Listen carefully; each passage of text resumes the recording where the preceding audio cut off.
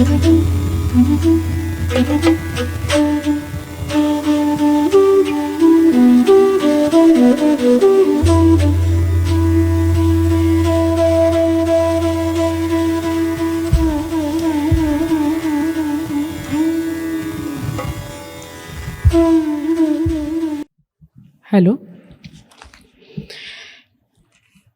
राहुल नावाची भूल पडलेल्या आणि इथे उपस्थित असलेल्या सर्व श्रोत्यांचं मनापासून स्वागत.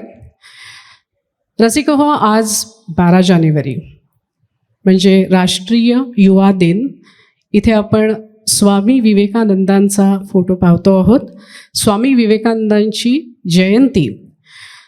स्वामी विवेकानंदांनी आपल्या भारतीय तरुणांचं आणि हिंदुस्थानी संस्कृतीचं प्रतिनिधित्व करत शिकागोमध्ये सर्वधर्म परिषदेत भारतीय संस्कृतीचा झेंडा फडकवला. त्या अर्थी युवकांचं प्रतिनिधित्व करणारे स्वामी विवेकानंद यांचा जन्म 12 जानेवारीचा.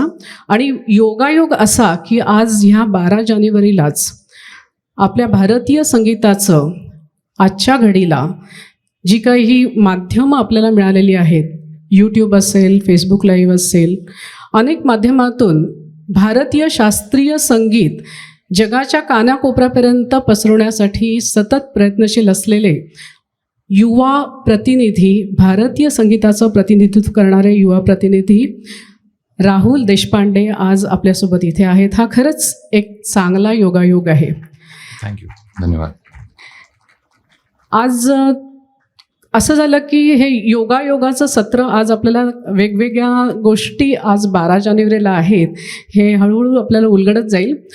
कारण राहुलजींना फोन केला तेव्हा त्यांनी पहिले म्हणजे आपल्याला लगेच तात्काळ होकार दिला की मला नक्की ह्या व्याख्यानमालेमध्ये यायला आवडेल. आणि तारीख कुठली ठरवूया, तर शनिवार रविवार जरा माझे कार्यक्रम आहेत, तर दुसरी कुठली तरी चालेल का. मी थोडीशी थक्क झाले की एवढा मोठा कलाकार आणि इतकं मलाच उलटं विनम्रतेने विचारतोय. आणि तारीख ठरली 12 जानेवारी. 12 जानेवारीचं दुसरं अजून एक महत्त्व आहे की राहुलजी ज्यांना आपले गुरु म्हणत किंवा ज्यांचं संगीत ऐकत त्यांनी आपली कलासाधना सुरू केली, त्या पंडित कुमारजी गंधर्व यांचं आज हा पुण्यतिथी दिवस. म्हणजे किती छान योग आहे की कुमारजींचं गाणं ऐकत मोठा झालेला आणि एवढ्या मोठ्या आज मानसन्मानाने भूषित असलेला कलाकार आज आपल्याला 12 जानेवारीलाच मिळतोय. तर राहुलजी, समस्त ठाणे रसिकांतर्फे सर्वप्रथम 68व्या राष्ट्रीय महोत्सवात फिल्म फेस्टिवलमध्ये आपल्याला राष्ट्रीय पुरस्कार मिळाला. आणि हा एका महाराष्ट्र मराठी तरुणाला तो पुरस्कार मिळाला आणि ह्याचा समस्त ठाणेकरांना नक्कीच आम्हाला सगळ्यांना आनंद आहे आणि खूप अभिमान वाटतो. धन्यवाद. तर सर्वांतर्फे हा आमचा अभिनंदन स्वीकारा, कारण आज प्रत्यक्ष हे आम्हाला सांगायची इथे संधी मिळते. धन्यवाद. हा जरी चित्रपट संगीतातला पुरस्कार असला किंवा पार्श्वगानातला असला तरी त्याच्या मागचा जो पाया आहे तो शास्त्रीय संगीताचा आहे. आणि राहुलजी नेहमी सांगतात की लहानपणी मी कुमारजींचं गाणं ऐकत मी श्रवण भक्तीने गाण्याची साधना केली. तर गाणं एखाद्या गायकाला की मला गाता येतं हे पहिल्यांदा कधी कळतं, किंवा राहुलजी तुम्हाला हे कधी लक्षात आलं की आपण गाऊ शकतो? मला खूप उशिरा लक्षात आलं, नाही दिला तरी चालेल. हां, पण मला असं वाटतं की माझ्या आजोबांना ते खूप लवकर लक्षात आलं की राहुलला गाण्याची आवड आहे. मी खूप लहान होतो, 2-2.5 वर्षाचा, तेव्हा आमच्याकडे लॉंग प्ले रेकॉर्ड होती आणि किशोरीताईंचा भूप लागला होता. माझ्या वडिलांना खूप आवड होती लॉंग प्ले रेकॉर्ड जमवायचे आणि भूपमधली बंदिश चालू होती आणि ती ऐकता ऐकता मला झोप लागायची आणि माझे वडील ते बंद करायचे आणि मी रडायला लागायचो, साहिला लाव म्हणून. तर तो प्रकार माझ्या आजोबांनी पाहिला आणि त्यांनी सांगितलं, बापू ती बंद करू नकोस, राहुलला झोप लागत नाहीये, राहुलला किशोरीच्या सच्च्या सुराची तंद्री लागते. ते म्हणले आत्ता लिहून घे, पुढे जाऊन हा माझी गादी चालवेल. आणि इकडेच थांबले नाहीत, ते म्हणले तुझा मुलगा मला दत्तक दे. तर माझे वडील म्हणले असं का म्हणताय तुम्ही बाबा, तुमचाच आहे तो. ते म्हणले असं नाही, मला त्याला असा तयार करायचा आहे की त्यांना एक खंत होती की ते म्हणले माझा जेव्हा गळा गाता होता तेव्हा प्रत्येकाने माझ्या तोंडावरती दार लावलं आणि जेव्हा माझ्या आवाजाचं नरडं झालं तेव्हा सगळे माझ्या मागे लागले की वसंतराव मला तुमचं गाणं ऐकायचं आहे. तर मला राहुलला असं तयार करायचं आहे की वसंता कसा गायचा हे लोकांना कळू देत, पहिल्या हाफमध्ये त्याला गाऊ देत आणि त्याच्यानंतर मग मी गाईन. पण त्याचं प्राथमिक शिक्षण पिंपळखरे बुवांकडे करू देत, त्याच्यानंतर मी त्याला शिकवेन. आणि मी 3.5 पावणे 4 वर्षाचा असतानाच माझे आजोबा निघून गेले, त्यामुळे त्यांच्याकडे मला शिकता नाही आलं. पण आमच्या पिंपळखरे बुवांना जेव्हा असं कळलं की वसंतरावांची इच्छा होती त्यांच्याकडे मला शिकायला घालायची, तर मी सगळ्यात छोटा विद्यार्थी होतो, त्यांनी लगेच मला शिकवायला घेतलं. मी 5.5 वर्षाचा होतो जेव्हा त्यांच्याकडे गेलो. आणि ते ज्याला विद्यालयीन शिक्षण म्हणतो आपण, एकदम 10-12 मुली, कारण मुलींच्या वर्गात होतो, कारण माझा आवाज फुटायचा होता, त्याच्यामुळे माझ्या क्लासमध्ये मुलं नव्हती. आणि तेव्हाही 7 वाजता क्लास असायचा, मी बरोबर 7ला 10 कमी असताना जायचो. आणि अगदी तंबोरा म्हणजे गवसणीतनं काढण्यापासनं मी शांतपणे बघत बसायचो कसे ते तंबोरा लावतायत. आणि अजूनही मला तीच सवय. काही वेळेला काय होतं की गुरुच्या काही ज्या नको असलेल्या सवयी पण आपण घेतो, त्याच्याकडे मी नंतर येईन, तशी सवय मला लागली तंबोरा लावायची. सो एनिवे, मला तेव्हा गाणं आवडायचं नाही अजिबात. आणि माझ्या बरोबर समोर घड्याळ होतं आणि मी 1-1 मिनिटं मोजायचो की कधी एकदा 9 वाजतायत आणि कधी एकदा हे आजोबा मला सोडतायत. आणि तेव्हा मी तबलाही शिकायचो, कारण मला तबल्याची आवड आधी होती खूप जास्ती. म्हणजे माझी आजी मला डबा बांधून द्यायची गळ्यामध्ये आणि मी काहीतरी वाजवत बसायचो. आणि तेव्हा माझ्या आजोबांना इतकं कौतुक होतं माझं, ते म्हणले किती नादात चालतो बघ राहुल, आणि त्याला खूप आवड आहे, त्याला तबला पण शिकू दे. सो कुठेतरी माझ्या आजोबांना हे माहिती होतं की हा बुवा काहीतरी करेल पुढे जाऊन, कारण त्यांच्या 3ही मुलांना त्यांनी समोर बसून सांगितलं की काही करा, वडापावची गाडी टाका एक वेळ, पण गाणं करू नका. तर तीच व्यक्ती अशी होती की त्यांनी सांगितलं की राहुलला गाणं करू देत आणि तो उत्तम पुढे माझी गादी चालवेल. तर 6 वर्ष मी शिकलो पिंपळखरे बुवांकडे. आणि माझी साधारण गाण्यामधली इतकी जी काय आसक्ती होती ती बघून माझ्या आईवडिलांना असं वाटलं की आपण अजून नको त्याच्या मागे लागायला, आपण थांबूयात, राहुलला नसेल आवडत तर नको करू. तर माझा क्लास थांबला. आणि त्या दरम्यान आमचे सोन्याबापू पटवर्धन म्हणजे विनायक बुवांचे चिरंजीव, सगळ्यात धाकटे, तर ते माझ्या बहिणीला शिकवायला यायचे. आणि मी कधीतरी खेळून वरती आलो, ते काय शिकवत आहेत म्हणून मी सोफ्यावरती बाकावरती बसायचो आणि ऐकायचो की ते काय शिकवत आहेत. आणि हळूहळू मीच खालती बसायला लागलो आणि माझी बहीण तिकडून पळ काढायची. मग मी त्यांच्याकडे दीप्तीच्या साथीला जायचो तबला वाजवायला. आणि हे सगळं चालू असताना मग मी कधी त्यांच्याकडे शिकायला लागलो मला कळलंच नाही.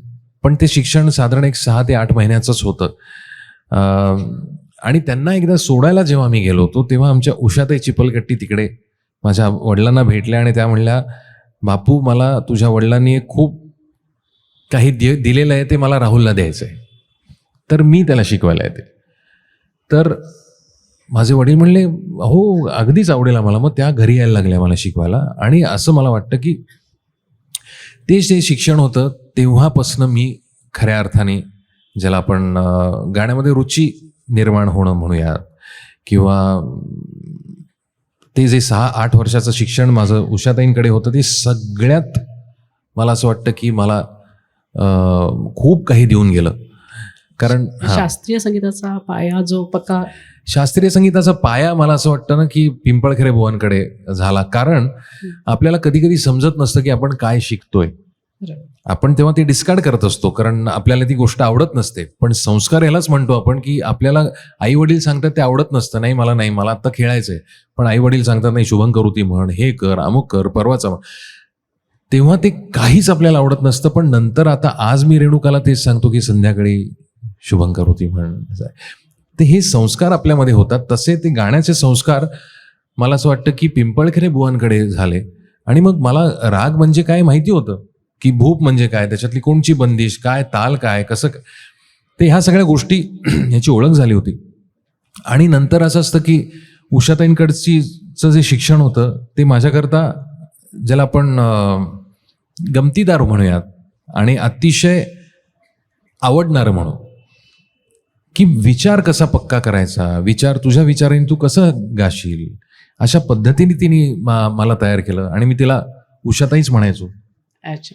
ती म्हणायची मला आजी म्हण किंवा हे, पण इतकं ते आजी आणि इतकं जवळचं नातं होतं की मी क्रिकेट खेळत असायचो तर ती खालती यायची आणि मला अगदी दादा पुदा करून, अरे चल रे थोड्या वेळ आपण बसूया, थोड्या वेळ बसूया, असं करून ती मला वरती घेऊन यायची आणि शिकवायची. आणि स्वतः अतिशय सुंदर कंपोजर होती. म्हणजे तुम्ही आता हे कुमारजींची निर्गुणी भजनं तुम्ही ऐकली आहेत, तर गंमत म्हणून मी तिचं एक कॉम्पोजिशन तुम्हाला ऐकवतो. डीजे उन दर्जी का कोय मरम न पाया, उन दर्जी का कोय मरम न पाया,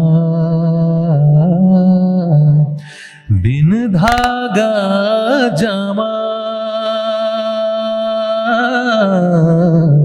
बिन धागा जमा अजब बनाया, उन दर्जी का कोय मरम न पाया. तिचा आवाज इतका गोड होता की ती गायची तेव्हा असं वाटायचं की अरे मध सांडतंय की काय, टपकतंय की काय, इतका तिचा गोड आवाज होता. आणि ज्याला रियाज करणं म्हणूयात आपण, स्वरांची मेहनत म्हणूयात, ह्या सगळ्या ज्या महत्वाच्या गोष्टी असतात त्या मला तिच्याकडनं मिळाल्या. आणि त्यानंतर मी मुकुल काकाकडे शिकायला लागलो. ती पण अतिशय ज्याला आपण म्हणूयात की विचित्रच शिकणं होतं, की त्यांचा एक स्वभावाची अतिशय ज्याला आपण कलंदर नाही, विचित्रच म्हणूयात आपण. काय आहे, मी अतिशय स्पष्ट वक्ता आहे त्याचा. मी आत्ता आल्यानंतर पण ह्यांना थोडंसं असं वाटलं असेल, मला 8 तुम्ही मला वेळ दिलेत, मी 8 वाजता स्टेजवर जाईन वगैरे. काही गोष्टी आता ना वेळेवर सुरू करणं, ह्याला आपण OCD म्हणायला लागलेत. मला कळतच नाही की एक वेळ जर दिलेली असते, मी त्यावेळेला जर हजर असतो. मी कार्यक्रमाचं सोडून द्या, कोणाकडे जायचं असेल, कोणी बोलवलं असेल, किंवा इवन ना हे शूटिंग्स वगैरे असतात ना, तर तुम्हाला कॉल टाईम दिला जातो. तर त्या कॉल टाईमला पोचलो आपण की तिथे ती व्हॅनिटी पण लागलेली नसते. आणि मी आपल्या इकडे असा उभा असतो.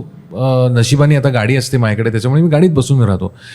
पण हा आता OCD समजायला लागलेत मला, ह्याचं आश्चर्य वाटतं. आणि एस्पेशली मुंबईकर लोक की ज्यांचं घड्याळावरती सगळं चालतं, तिथे जेव्हा तुम्ही कार्यक्रमाला बोलवता किंवा जेव्हा रेकॉर्डिंगला बोलवता तेव्हा सगळे उशिरा येतात, प्रॅक्टिसला बोलवता.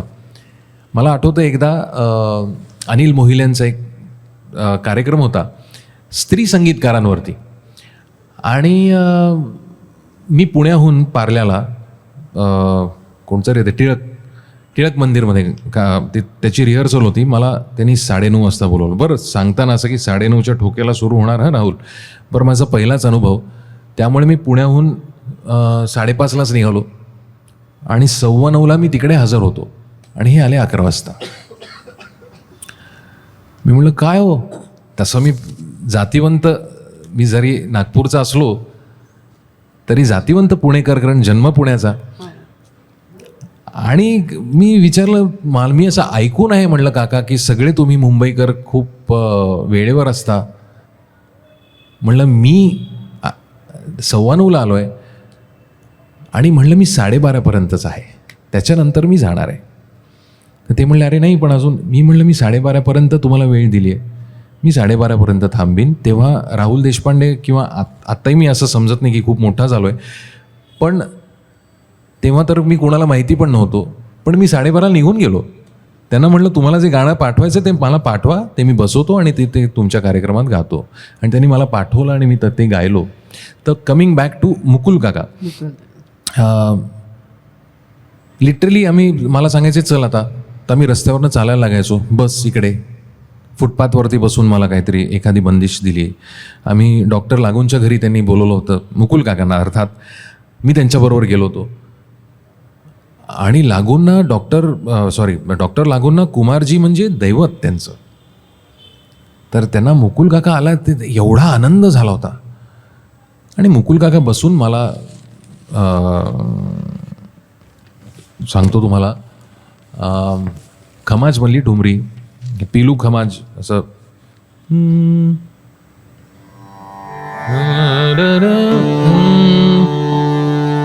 अरे ती मैं कैसे आऊं बालमा,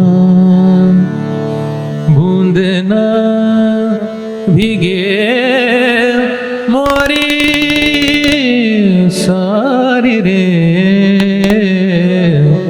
हम कैसे आऊं बालमा.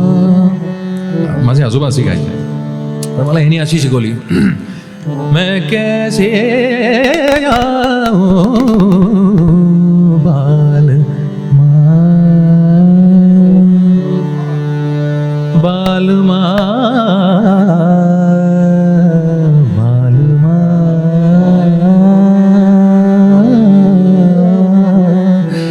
ही वेगळीच पद्धत. आणि मी असं ऐकून थक्क झालो, कारण मी आजोबांचा डोक्यात होतं माझ्या, आणि तिकडे डॉक्टर लागू असे बसले होते आणि ऐकत होते ते. आणि 1.5 तास झाले आणि आम्ही उठलो आणि मी परत चालायला लागलो. आम्ही भाई काकांच्या घरी गेलो होतो, तर भाई काकांच्याकडे गाणं ठेवलं होतं त्यांनी मुकुल काकाचं. तर त्याच्या आधी मला आठवतं आहे मी होतो तेव्हा सुनीता काकूनी त्याला एक छोटंसं लेक्चर दिलं, हे बघ मुकुल तू येतोयस इकडे, बाकी सगळं काही चालणार नाही ना वगैरे सगळंच त्याला सांगितलं. आणि तो अगदी लहान मुलासारखं त्याने ऐकून घेतलं आणि आम्ही गेलो. अप्रतिम गाणं झालं. आणि नंतर वरती त्यांच्या भाचीकडे आम्ही बसलो होतो, तर तिथे मला काड्या पेटीच्या वरती त्यांनी बोट करून त्याच्यावर ताल धरला आणि मला होरी शिकवली. तर असं खूप शिक्षण झालं. किंवा मला कधी कधी सांगायचं की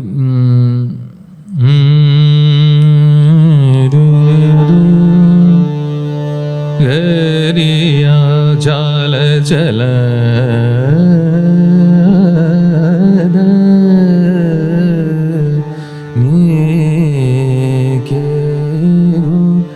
तर बिलास खानी आता कर म्हणला.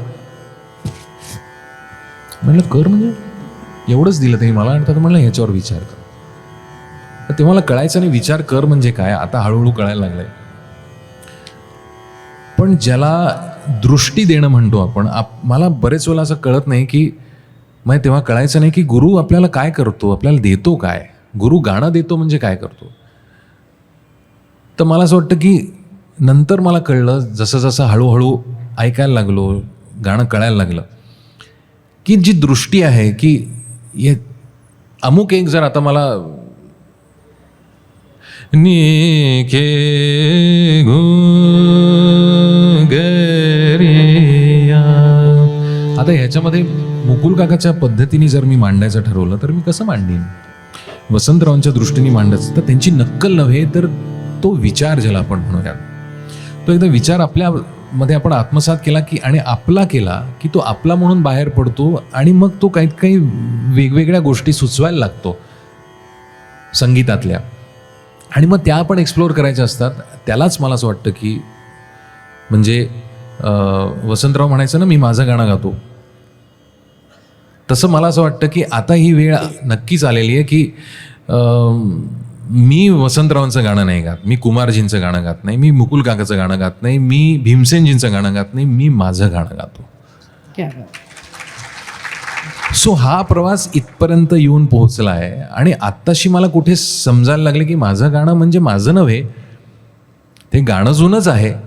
पण माझ्यातनं आपण जेव्हा एखादा आपण पुस्तक लिहितो तेव्हा लेखक आपण त्याला म्हणतो की अरे वा, पण ते त्याच्या अनुभवातनं आलेलं. आणि ते अनुभव कोणचे असतात, काहीतरी तुम्ही कोणाला तरी भेटलेले असतात, कुठनं तरी तुम्हाला ते प्रसंग तुम्ही समोर बघता आणि मग त्याचं काहीतरी वर्णन करता किंवा ते आतमध्ये झिरपतं आणि तुम्ही ते व्यक्त होता, मग ते तुमचं होतं पुस्तक.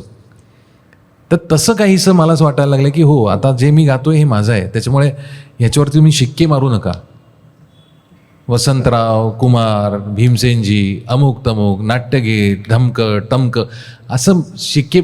मला कायम वाटतं की संगीत हे एका पूर्ण ह्याच्यामध्ये बघायला पाहिजे. Music is music. Music don't categorise आणि डोंट से की मी अमुकच गातो किंवा हे तमुक नाही. बरं का, हे तसे फार चांगले गायचे. अर्थात वसंतराव, कुमारजी, भीमसेनजी हे कायम तिथेच राहणार आहेत. आणि त्यांची तुलना जेव्हा होते आमच्यासारख्या कलाकारांबरोबर तेव्हा ती योग्यही नाही आणि होऊ शकत नाही, कारण ते कायम तिकडे असतील आणि मी कायम खालती असू आणि असणार मरेपर्यंत. त्यामुळे ही जाणीव आम्हाला आहे, ही तुम्ही कशाला करून देता जाणीव वेगळी. बरं. राहुलजी, आत्ता तुमच्या खूप बोललो ना मी.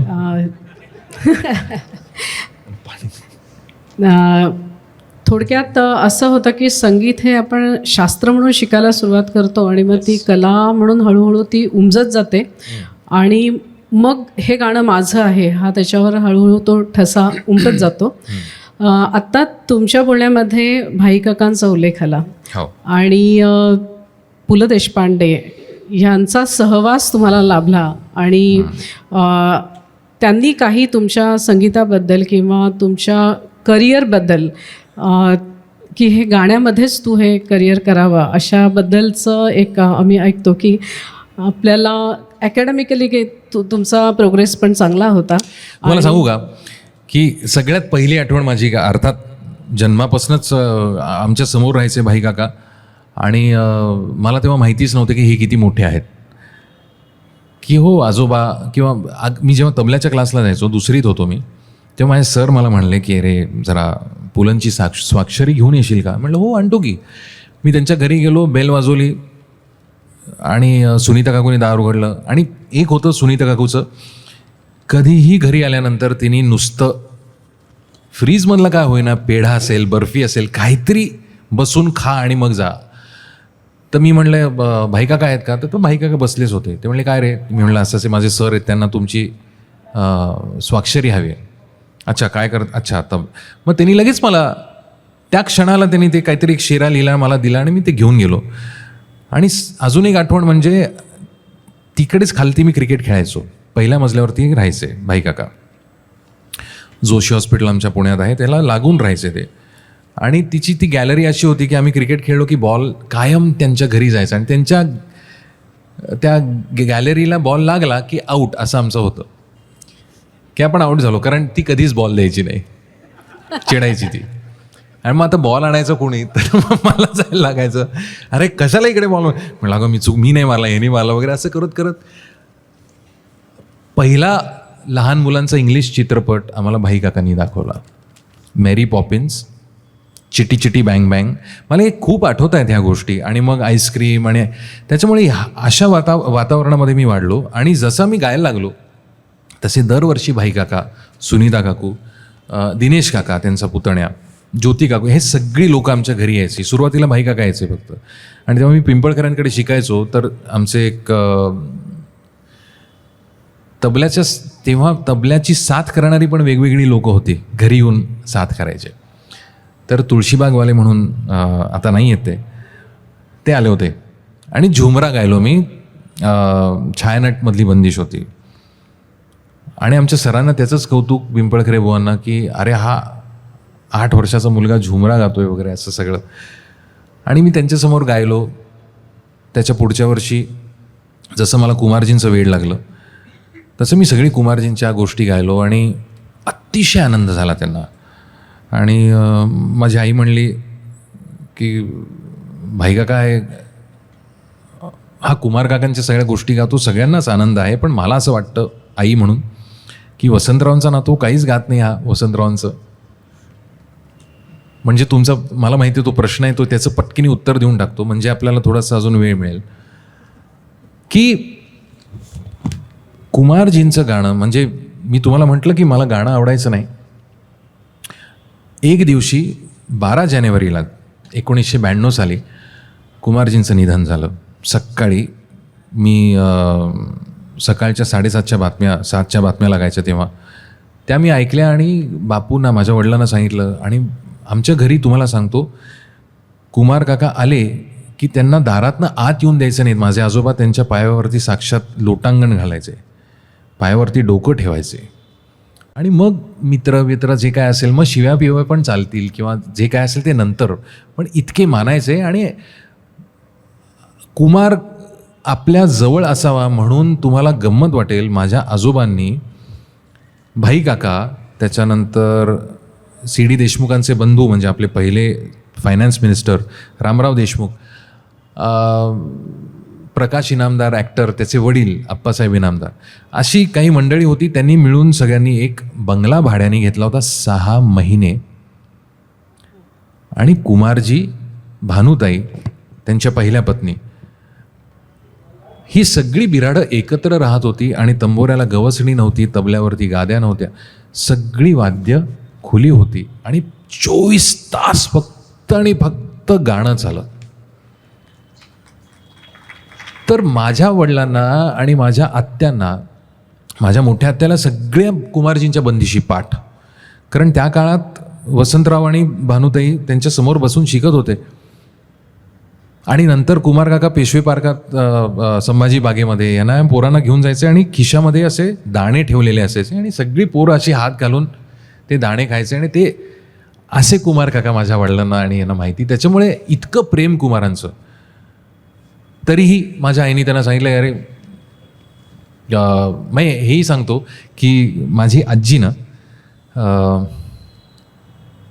मंगल दिन आज बना घर आयो मंग, मालवती नावाचा राग आहे जो कुमारजींनी बांधलेला आहे, धनुगम म्हणून. ही नुसती बंदिश जरी मी कुमार काकांची ऐकली तरी आजी नाचायला लागायची माझी. आजीला काही गाणं कळायचं नाही, पण आजोबांचं गाणं ऐकून ती कधीच, तिची ही प्रतिक्रिया. पण कुमारांचं गाणं ऐकल्यानंतर, त्यामुळे ह्या बॅकग्राऊंडवरती आमच्या घरात सगळ्यांना आनंद होतो मी कुमारांचं काहीतरी गातोय. आणि हे विचारल्यानंतर भाई काका हसले आणि ते म्हणले, अगं आत्ता त्याचा आवाज अजून फुटला नाही आहे ना, थोडा फुटू दे, तो 2 वर्ष थांब, बरोबर वसंताकडे घसरेल बघतो. आणि खरोखर मलाही कल्पना नाही. मला आजोबांचं गाणं कसं होतं ना, की कोल्ह्याला द्राक्ष आंबट, तसं आजोबांचं गाणं होतं. की खूप प्रयत्न केले मी. माझ्या वडिलांनी मला असंही आमिष दिलं होतं की तू एक नाट्यगीत बसव आजोबांचं, मी तुला 50 रुपये देतो. त्या काळात 50 रुपये खूप होते. 1988-89 सालचं सांगतोय मी. वसंतरावांचा म्हणजे आता जेव्हा तुमच्या बैठकी सुरू झाल्या प्रकरण, हा मी प्रसंग सांगून टाकतो आधी, मग तुमचा प्रश्न घेतो. तर हा म्हणजे अर्धवट सोडला ना मी. तर पावना वामना हे सौभद्रमधलं नारदाचं पद बसवलं कसं बसं मी, आणि तोही नाच सोडला. म्हणलं मला 50 रुपये नको, मी नाही करू शकत, हे मला नाही जमतच नाही. आणि तेच भाई काका, पुलोत्सव त्यांच्या नावाचा, ते हयात असताना पहिला झाला. तेव्हा मला आठवत आहे 1999 साली बहुतेक, हो 1999 साली त्यांचा 80वा वाढदिवस होता. आणि 7 नोव्हेंबरला मी गायलो, मी छायानट गायलो होतं मला आठवत आहे. आणि त्यांचे 3 सगळ्यात लाडके गायक कुमारजी, माझे आजोबा आणि मल्लिकार्जुन मनसूर यांची पुढची पिढी, वारसा असा तो कार्यक्रम झाला होता. कुमारांची मुलगी कलापिनी कोमकली, राजशेखरजी मनसूरांचे चिरंजीव आणि यांचा नातू वसंतरावांचा, म्हणून मी गायलो. आणि 8 नोव्हेंबरला आम्ही सकाळी वाढदिवस म्हणून आम्ही त्यांना भेटायला गेलो.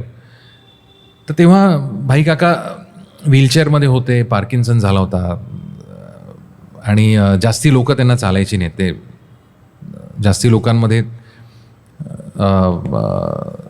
मेडिकलीच त्यांना खूप त्रास व्हायचा.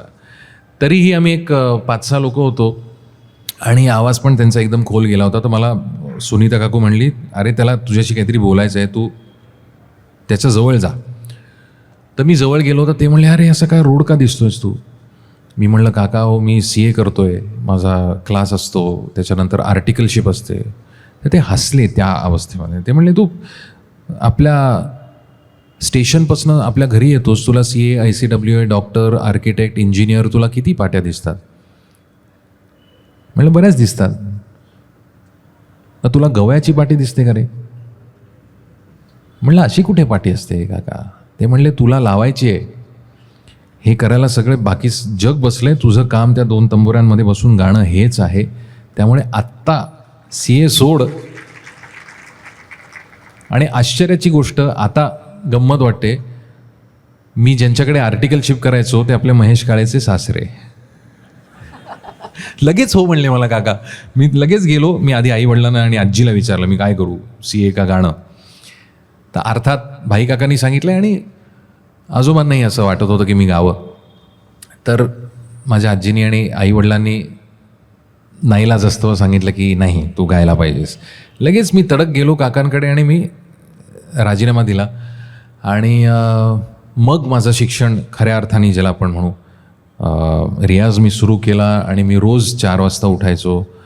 आणि माझ्या आजीनी मला सांगितलं होतं, हे नाही आहेत पण ह्यांची इतकी दुर्दम्य इच्छा होती तुला शिकवायची, त्यांचा फोटो समोर ठेव आणि तू बस. आणि मी लिटरली तुम्हाला सांगतो, मी 12 वर्ष रोज 8 तास रियाज केला आजोबांच्या फोटोसमोर. आणि जे काय मी आज तुमच्यासमोर बसलोय ते फक्त त्या 12 वर्षांमुळे आणि माझ्या आजीच्या आणि आजोबांच्या आशीर्वादामुळे. खूप छान. आज इथे खूप संगीत शिकणारे विद्यार्थी पालक असतील आणि हे तप किती महत्त्वाचं असतं आणि ही साधना किती अवघड आहे हे खरंच लक्षात आलं. आणि सर्वप्रथम आपल्याला पु ल देशपांड्यांचे आभार मानायला पाहिजेत की त्यांनी योग्य वेळेला हा सल्ला दिला आणि म्हणून आज आपल्याला एक चांगला गवई आपल्या भारतामध्ये आपल्याला तो मिळाला आहे. राहुलजी, तुमचे दोन्ही गुरु म्हणजे आजोबा वसंतराव देशपांडे आणि कुमार गंधर्व हे दोघंही जण खूप प्रयोगशील होते. प्रत्येक वेगवेगळे प्रयोग त्यांनी संगीतामध्ये केलेले आहेत. म्हणजे वसंतरावांना अनेक घराण्यातल्या चिजा त्यांच्याकडे त्यांचा संग्रह होता, किंवा कुमार गंधर्वांनी पण अनेक प्रयोग त्यांच्या गायकीमध्ये केलेले आहेत. तर हेच प्रयोगमध्ये पहिला तुमचा प्रयोग जो आम्हाला सगळ्यांना जाणवतो आणि जो तरुण पिढीला खूप आकर्षित ज्यांनी केलं तो म्हणजे तुम्ही नाटकात काम करण्याचा प्रयोग केलात. आणि त्याच्यापूर्वी तुम्ही कधी ज्या वेळेला कट्यार काळजात घुसली, मान अपमान आणि संशय कल्लोळ ह्या 3 मला वाटतं नाटकांमध्ये काम केलं. तर हे नाटकात काम करावं हे कसं सुचलं? का आजोबांच्या सारखं आपण पण काहीतरी करून नाही, मी तुम्हाला सांगतो, मी जेव्हा खूप लहान होतो, साधारण 12-13 वर्षाचा, तेव्हा भरतनाट्य मंदिराच्या संचामध्ये कट्यार काळजात घुसलीमध्ये छोट्या सदाशिवाची मी भूमिका केली होती. 50 प्रयोग. आणि मला प्रत्येक प्रयोगाचे 50 रुपये मिळायचे. आणि ते सगळे पैसे मी जपून ठेवले होते, कारण ती माझी पहिली मला असं वाटतं कमाई होती. आणि फार मजा आली तेव्हा मला कळायचं पण नाही. पण साधारण तुम्हाला सांगतो, मी 2-3 दौरे केले आणि अशा काही गोष्टी माझ्या कानावरती पडल्या ज्या मी घरी येऊन बोलायला लागलो, एकेरी उल्लेख करायला लागलो, मला शिव्या समजल्या होत्या. हे सगळं बघून माझी आजी म्हणली, आता तुला जर नाटक करायचं असेल तर लग्नानंतर कर, हे नाटक बिटक काही करायचं नाही. काय काय बोलतोय बापू हा, बघ तू कसं करतोय वगैरे. तर लगेच माझ्या वडिलांनी सांगितलं, नको ह्या भानगडीत पडू, कारण आपसुकपणे आपलं लक्ष अशा गोष्टींकडे जातं जिथे जाऊ नये. आणि आपण ते वय असं असतं की त्याच्या आहारी जाऊ की काय, सिगरेटच प्यायला लागू की काय, दारू प्यायला लागू की काय, मला काही माहिती नव्हतं. आणि तेव्हा हे सगळं बघितल्यानंतर मी ठरवलं की नाटक वगैरे करायचं नाही. आणि मला पणशीकरांनी विचारलं होतं, तू सदाशिव करशील का? म्हणलं काका हो, मी नाटकात कामच नाही करणार, तुम्ही काय विचारताय मला. आणि खरोखर मी मनापासून सांगितलं की मला याच्यामध्ये काही इंटरेस्ट नाही, माझं फक्त एकच काम गाणं. आणि हेच जेव्हा तुम्हाला सांगतो, आम्ही अमेरिकेत गेलो होतो, आदित्य होता माझ्याबरोबर, आणि आम्ही लिटरली, आपण बरेच वेळा असं स्वप्नरंजन करतो ना की लहानपणी की मोठा झाला ना की मी असा बंगला बांधणार आहे आणि त्याच्या पुढे स्विमिंग पूल असेल ना, आणि मग तेव्हा आपण ना सगळे एकत्र राहू वगैरे, असे आपण भाऊ किंवा ते सगळं बोलत असतो. तसं आम्ही म्हणत होतो की अरे, आदित्यच म्हणला की अरे कट्यारमध्ये जर खासाहेबाचा रोल तू केलास ना, तर मी पण असा विचार करायला लागलो की अरे हो, मला माहिती आहे केला तर मजा येईल, आणि मग कोण डिरेक्ट करेल वगैरे. म्हणून आम्ही अशी एवढी यादी काढली होती लोकांची. आणि मला आठवतं आहे जेव्हा ठरवलं की चला, मी काय विचार केला की पब्लिक मेमरी शॉट नाही जमलं तर फसेल, लोक विसरून जातील लगेच. किती गोष्टी आपल्या आठवत आहेत आत्ता फसलेल्या, नाही आठवत आपल्याला. त्यामुळे मी म्हटलं करून तर बघू, असं नको वाटायला नंतर की आपण हे केलंच नाही आणि राहून गेलं करायचं. त्यामुळे मग कोण करणार. तर मला आठवतं आहे पहिला फोन मी महेशला केला होता की तू सदाशिव करशील का. तो तेव्हा अमेरिकेत होता. तो लगेच हो म्हणला. तो म्हणला तू जेव्हा सांगशील तेव्हा मी इथे येईन. आणि मग आम्ही खूप प्रयत्न केला की आपण नवीन ह्याच्यामध्ये करायला पाहिजे, मग डिरेक्टर असा पाहिजे जो. आणि अमेरिकेतलंच आमच्या कार्यक्रमामध्ये सुबोध मैतर नावाचा एक कार्यक्रम करायचा तेव्हा, आणि त्याच्यामध्ये त्याची एक सोलोलॉकी होती, मोनोलॉग होता.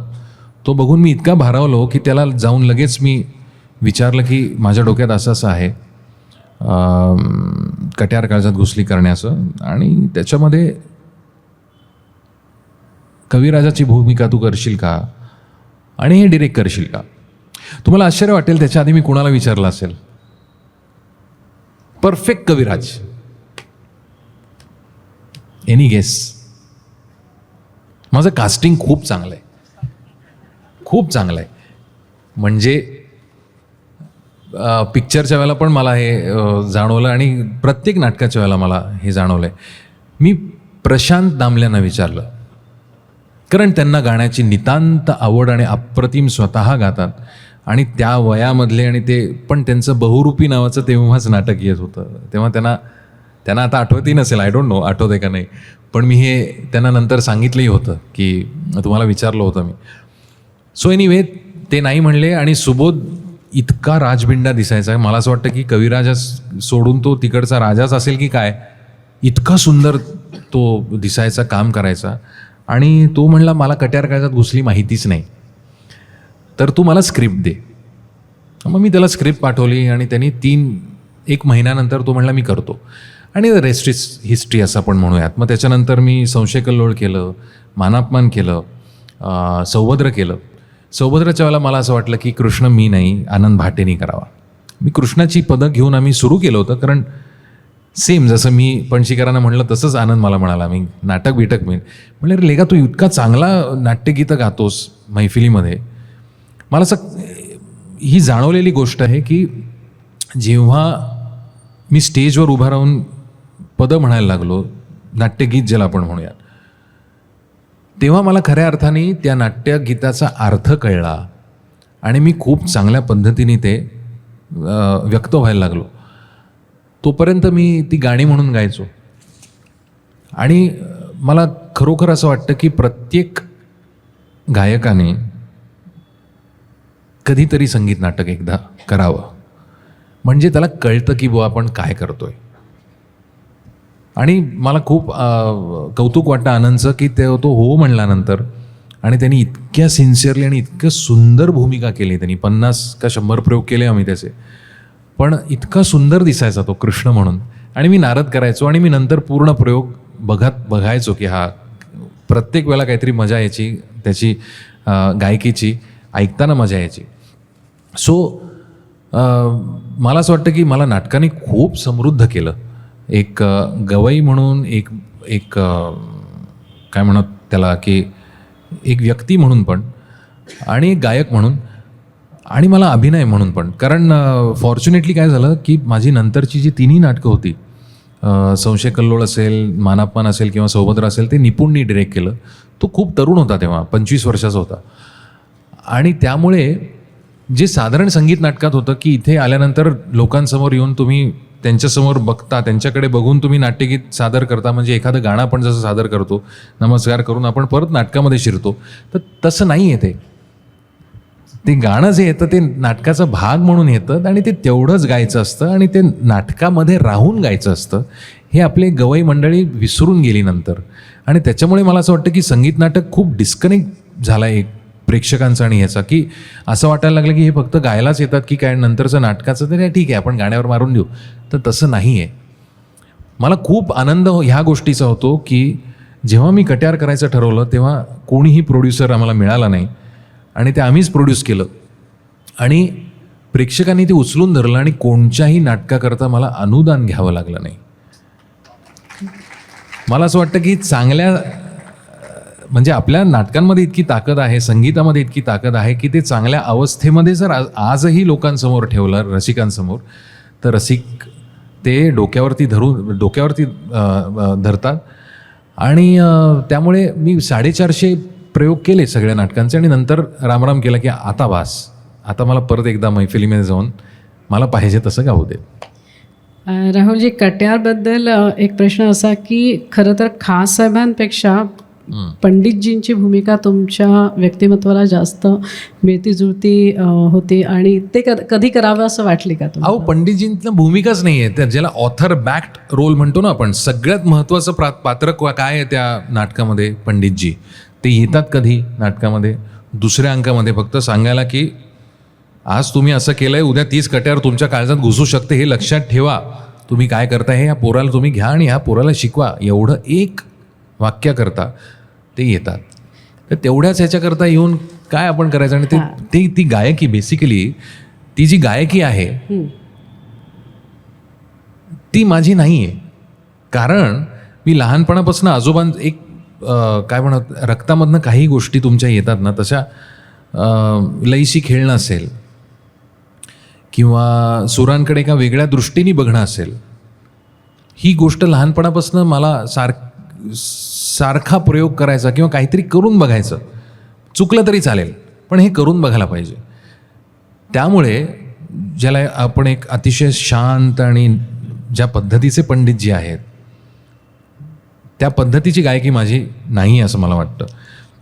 मुद्दाम गाऊ शकतो मी पण प्रकृती नाही माझी ती. त्याच्यामुळे कधीच माझ्या डोक्यात आलं नाही की पंडितजी करावे.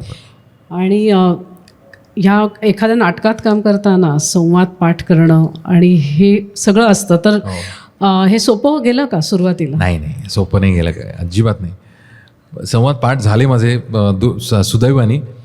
पण मी इंग्लिश मीडियममध्ये शिकलो आणि मला तुम्ही जर असं वाचायला सांगितलं ना मराठी, तर मी सलग एक ओळ वाचू नाही शकणार मे बी, अशी अवस्था होती. त्याच्यामुळे वाचनामध्ये असं वाटलं असेल निपुणला किंवा सुबोधला, अरे आता हा काय करणार, कसं करेल हा पुढे. पण ते हळूहळू काय पेन्सिल धरायची, तोंडात सगळं केलं आहे मी. ते सगळे एक्सरसाइजेस केले, डायलॉग करता केले, त्याच्यानंतर ॲक्टिंगचे वेगवेगळे वर्कशॉप्स आणि एक्सरसाइजेस केले. पण परत एकदा गंमत म्हणून सांगतो, मी आजोबांनी केलेले सगळे कार्यक्रम मी केले. कारण मी खूप ऐकलं लहानपणापासून, ते माझ्या कानामध्ये इतक्या वेळेला पडलं की नाट्यसंगीताची वाटचाल जेव्हा मला मी नाटकाशी संबंध नव्हता तेव्हाही करायचो. आणि मला आठवतं आहे सुधीर गाडगीळ त्याचं निवेदन करत होते आणि चित्तरंजन कोल्हटकर समोर बसले होते आणि उत्तम गाणं चाललं होतं, सगळं छान चाललं होतं. आणि चित्तरंजन कोल्हटकर आणि माझे आजोबा अतिशय घनिष्ठ मित्र होते दोघंही. तर ते आजा म्हणायचे माझ्या आजोबांना. तर ते सत्कार करायला आले आणि मग ते 2 मिनटं बोलले. तर ते म्हणले की राहुलच्या गाण्यामध्ये तंतोतंत वसंत आहे. मला एकच फक्त त्याला सल्ला द्यायचा आहे की गाणं चांगलं चाललं आहे, थोडंसं नाट्य आलं ना गाण्यामध्ये की परिपूर्ण गाणं होईल तुझं. आणि हे नाटक केल्यानंतर मला असं कायम वाटतं की ती जी गोष्ट आहे ज्याला आपण एक्सप्रेशन म्हणूयात, ती माझ्यामध्ये हळूहळू यायला लागली असं म्हणू. आणि माझे आजोबाई म्हणायचे की देर आर 3 डिमेन्शन्स टू म्युझिक, की एक आहे सूर, एक आहे ताल आणि लय, आणि तिसरी आहे अभिनय. तर तो अभिनय इतका महत्त्वाचा आहे गाण्यामध्ये, कारण आपण ती जर त्या भूमिकेत नाही शिरलो तर आपण ते एक्सप्लोर नाही करू शकत त्या पद्धतीने. ह्या प्रयोगांमध्ये पार्श्वगायन, तशाचबरोबर वेगवेगळे अल्बम, भावगीत, भक्तिगीत, हे पण त्याचबरोबर एक शास्त्रीय गायक, आणि ही सगळी वेगवेगळी क्षेत्र तुम्ही अनुभवून बघत होतात. तर त्यावेळेला म्हणजे शास्त्रीय गायनात कसं की आघातपूर्ण गायन किंवा एक जोरकस गाणं तुम्हाला सादर करायला लागतं, आणि ज्यावेळेला तुम्ही एखादी भावगीत किंवा गझल सादर करता तर हा जो स्किल सेट आहे हा, तर तो तुम्ही कसा आत्मसात केलात? कारण भावगीत गाताना वाटतं की अरे ह्या माणसाला भावगीताचं सगळं मर्म कळलेलं आहे.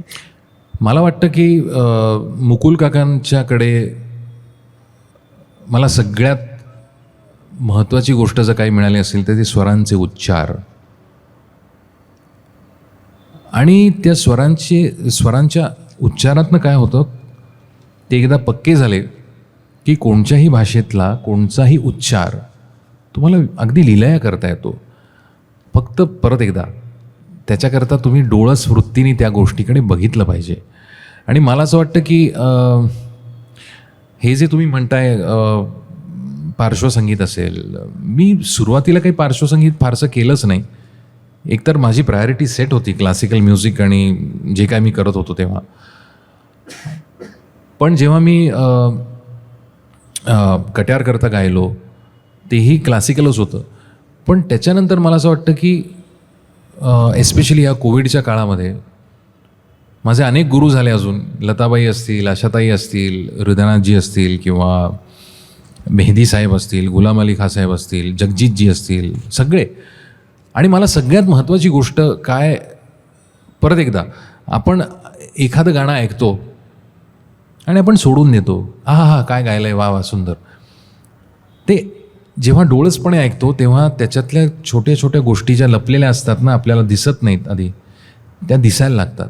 आणि त्या दिसल्यानंतर मला असं वाटतं की माझे आजोबा म्हणायचे ना, एखाद्या सुज्ञ विद्यार्थ्याला एखादा गवई कसा वरती जातोय, कसा खालती येतोय, कुठे थांबतोय, कसा आवाज लावतोय, हे एकदा कळल्यानंतर त्याची गायकी पेश करणं काही फारसं मुश्किल नसतं. पण हे वसंतरावांसारखा कोणतरी मनुष्य बोलू शकतो जो हे करत, ज्याला हे सगळं दिसतं. म्हणजे मॅट्रिक्समध्ये कसं त्याला दिसायला लागतं ना नंतर सगळं, तसं आहे ते. It's a realisation.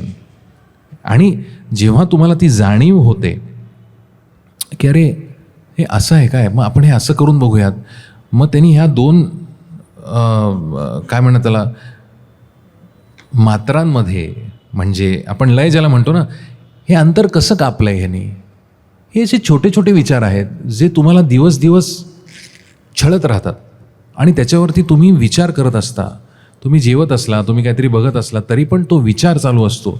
आणि त्याच्यातनं मला असं वाटतं की माझे आजोबा म्हणायचे की एक रियाजाचं वय असतं, ज्याला आपण मेहनत म्हणतो. जसं मी म्हणलं ना, मी 12 वर्ष केला अमुक तमुक. आत्ता जर मी करायचा प्रयत्न केला तर हे वयच नाही माझं रियाज करायचं तसं, कारण ते रिझल्ट्स येणारच नाही, ते वय निघून गेलं. त्याच्यानंतरचा जो असतो काळ, त्याला चिंतन म्हणूयात, जे आपण रियाज केला आहे किंवा रागाचा, बंदिशीचा विचार करणं. आणि तिसरी अवस्था जी असते त्याला मनन म्हणतात, ज्याच्यामध्ये आपल्याला काहीच करायला लागत नाही. ती 24 तास प्रक्रिया आतमध्ये सुरू असते, कारण ते आतपर्यंत झिरपलेलं असतं, आणि मग ती प्रक्रिया चालू असते. तुम्हाला वेगळं काही करायला लागत नाही. म्हणजे तो तुम्ही मला विचारलात तर रोज उठून आता रियाज करता का, तर मी नाही, अनेक दिवसात मी रियाज केलेला नाही आहे. रियाज शेवटी काय आहे, स्किलसेट आहे तुमचा आवाज किंवा ही टेक्निक, आवाज चालू ठेवण्याकरता काही ज्या गोष्टी आहेत तितकाच करायचा असतो. म्हणजे आता जर मी एक अर्धा तास जरी नुसता बसलो आणि आवाज साफ केला माझा, की मी गाऊ शकतो. त्यामुळे आता तसा रियाज अपेक्षित पण नाही आहे. पण ह्याच्यामधनं डायनॅमिक्स ज्याला म्हणतो, लाईट म्युझिकमध्ये किंवा कोणत्याही भावसंगीतामध्ये, की ती भावना कशी व्यक्त झाली आहे, ते शब्द कसा उच्चारला आहे, कुठे ठहराव घेतला आहे, आंदोलन कुठे या सगळ्या छोट्या छोट्या गोष्टी आहेत ना, त्या आपोआप तुम्हाला समजायला लागतात आणि तुम्ही जसे जसे गाता तसं तसं ते अजून अजून तुम्हाला कळायला लागतं. राहुलजी, ह्याच्याचबरोबर अजून एक टप्पा तुमच्या आयुष्यात आला आणि तो म्हणजे ज्यामुळे तुम्हाला खूप प्रसिद्धी मिळाली आणि तुम्ही घराघरात पोचलात, तो म्हणजे होता रियालिटी शोज, ज्याच्यामध्ये तुम्ही परीक्षक म्हणून काम करत होतात. मग ते लिटल चॅम्प असेल किंवा झी युवाचं संगीत सम्राट पर्व असेल. तर ह्या प्रकारात अगदी सामान्य माणसांना आम्हाला नेहमी प्रश्न पडतो की हे जसं दिसतं तसं असतं का हो, का सगळं ठरलेलं असतं? नाही नाही, मी तुम्हाला माझ्यापुरतं सांगू शकतो, काही ठरलेलं नसतं. दिसतं तसं असतं तर नाही, दिसतं तसं नसतं. पण जे मलाही असं आधी वाटायचं की हे ना सगळं रिग्ड असतं आणि अमुक असतं, मला ज्या गोष्टी पटायच्या नाहीत, मला ज्या गोष्टी वाटायच्या सांगाव्याशा, त्या मी आधी रोखठोकपणे सांगायचो. पण मला जसं कळलं की लहान मुलं आहेत, यांना असं सांगून चालणार नाही, यांना चांगल्या शब्दात सांगितलं तरच कळेल. की मग जर चांगलं झालं नसेल गाणं तर मग अशी कॉमेंट द्यायला लागते की बुवा प्रयत्न खूप छान होता तुझा, तू खूप छान मेहनत केली आहेस, मला माहिती आहे तू अजून खूप छान गाऊ शकतेस, पण पुढच्या खेपेला ना तू थोडासा जर ह्या गोष्टींवरती विचार केलास ना तर तुझं गाणं अजून छान होईल, तू नक्की चांगली गाशील, ऑल द बेस्ट. असं केल्यानंतर त्या व्यक्तीलाही कळतं की आपण काहीतरी सुधारणा करायला पाहिजे, कमी पडलोय. पण असं नाही वाटत की अरे बापरे हे काय बोललेत. कारण जर मी म्हटलं ना बकवास झालं गाणं किंवा जमलंच नाही, सूरच लागले नाहीत, असं जरी आपल्याला कोणी म्हटलं, मला जर आज कोणी म्हटलं तरी मला जरी माहिती असेल ना तरी कुठेतरी वाटतं की आईला असं झालं का आपण, आणि मग त्याच्यावरतीच विचार करायला लागतो. 10 चांगल्या गोष्टी सोडून आपण त्याच गोष्टीवरती विचार करायला लागतो त्यामुळे हा मानवी स्वभाव आहे. आणि म्हणून अशा पद्धतीने बोलणं. पण आता जे काही सुरू केलं आपण की मोमेंट्स क्रिएट करा आणि परिस्थितीवरती स्टोरी मोमेंट्स, की मला असं म्हणायचं आहे की एखाद्या अतिशय मध्यमवर्गीय कुटुंबामधनं जर मी आलो असेन, मी गात असेन चांगला, मी खूप रियाज करत असेन, प्रयत्न करत असेन, तर मी जायचंच नाही का रियालिटी शोमध्ये? का मग काहीतरी माझी घराची भिंतच पडली आणि मग ती मी कशी ह्याच्यावरती आता जे झालं आहे ना ते लोक नाही ॲक्सेप्ट करत. थोडं सुरुवातीला करतील पण कंटाळवाणं होईल ते लोकांना, कारण सरते शेवटी लोकांना गाणं ऐकायचं असतं. आणि काय होतं की ह्याला मोठा करा, TRP आहे, त्याला मोठा करा म्हणजे काय, मला काही खूप छान बोला वगैरे, तर माझ्याच्यानी असं कधी खोटं आयुष्यामध्ये कधी बोललोच नाही मी. त्याच्यामुळे मी असं करूच शकत नाही मी, कारण मला असं वाटतं की वरनं माझे आजोबा कुमारजी पट्टी घेऊन 60 किनी मारतील की काय मला, आणि मला अजून त्याची भीती वाटते. कारण मला असं वाटतं की ही कलेशी म्हणजे प्रामाणिकपणा आहे माझा अजून कलेशी, आणि तो मरेपर्यंत राहील. कारण मला माहिती आहे की मी कलेपेक्षा कधी मोठा होऊ शकत नाही. गाणं खूप मोठी गोष्ट आहे आणि ही जाणीव होणं फार महत्त्वाची आहे. आणि ही जाणीव विनम्रतेतनं नाही होत, ही वास्तविक तुम्हाला जेव्हा कळतं की अरे आज तुम्हाला सांगतो मी जे शिकलोय, मी ज्या गुरूंकडनं शिकलोय, ज्या गोष्टी शिकलोय, मला ते गाणं वाटतं. बरोबर, मी त्या चष्म्यातनं जर जे पाहतो ते माझ्याकरता गाणं आहे. पण गाणं किंवा ज्याला संगीत म्हणू ते त्याच्यापेक्षा खूप विस्तारलेलं आहे. म्हणजे माझे आजोबा असतील, भीमसेनजी असतील, कुमारजी असतील, हे म्हणायचं ना की अथांग सागर आहे, आत्ताशी मी कुठे काठावर पोचलो आहे. तर ती वास्तविकता मला कळायला लागली की हो खरंच हे किती मोठं आहे. आज जेव्हा मी लताबाईंचं गाणं ऐकतो तेव्हा मला वेगळं एक जग दिसतं की महासागर आहे तो पण एक मोठा, आणि ते मला कळतंय, मला हेही कळतंय. मी वेस्टर्न ऐकायला लागलो की मला त्याच्यातलंही कळायला लागतं की आपण किती छोटे आहोत. आणि आपण किती छोटे आहोत हे जेव्हा आपल्याला खऱ्या अर्थाने कळतं ना, तेव्हा आपण फक्त बघून आपण स्थिमित होतो आणि आपल्याला जे त्याच्यातनं जो काही whatever sense that we can make out of it, musical sense, तेच आपण व्यक्त होतो. आणि मग ते लोकांना असं वाटतं की अरे क्या बात आहे काय. तर ही वास्तविकता प्रत्येक मोठ्या कलाकाराला कळलेली असते, त्याच्यामुळे तो नम्र असतो. आणि मला असं कायम वाटतं की त्यामुळे कोणीही मिजाज करू नये की त्याच्यामुळे मला तुम्ही राहुलजी म्हणता ना, ते पण टोचतंय मला. नुसतं राहुल म्हणा. चालेल. कारण एकतर हे मला तर इतका राग येतो की जेव्हा पंडित राहुल देशपांडे, अहो मला माहिती आहे मी पंडित नाही आहे. तुम्ही मगाशी सांगितलं माझ्या आजोबांना बंदिशींचा संचय करणं, त्यांची टिपकागदासारखी काय म्हणतात त्याला मेमरी होती आणि त्याच्याविषयी ते सगळं मुळापासून सांगू शकत होते, तशी माझी नाही. मला एखादी गोष्ट जर आता शौनक म्हणाला की आपण हरिकंस गाऊया, त्यांनी मला ती शिकवली बंदिश, आम्ही ती गायलो, खूप छान झाली. आत्ता जर तुम्ही मला विचारलं तर मला लगेच आठवेल का? तर नाही आठवणार हो, कारण ती मी माझ्या डोक्यातनं काढून टाकले. मला आत्ता जे पाहिजे तेच मी माझ्या डोक्यात ठेवतो. आत्ता जे गायचं आहे मला आत्ता करायचं आहे. मग ती आधीची जी गोष्ट होती ती मी तितकं महत्त्व त्याला देत नाही.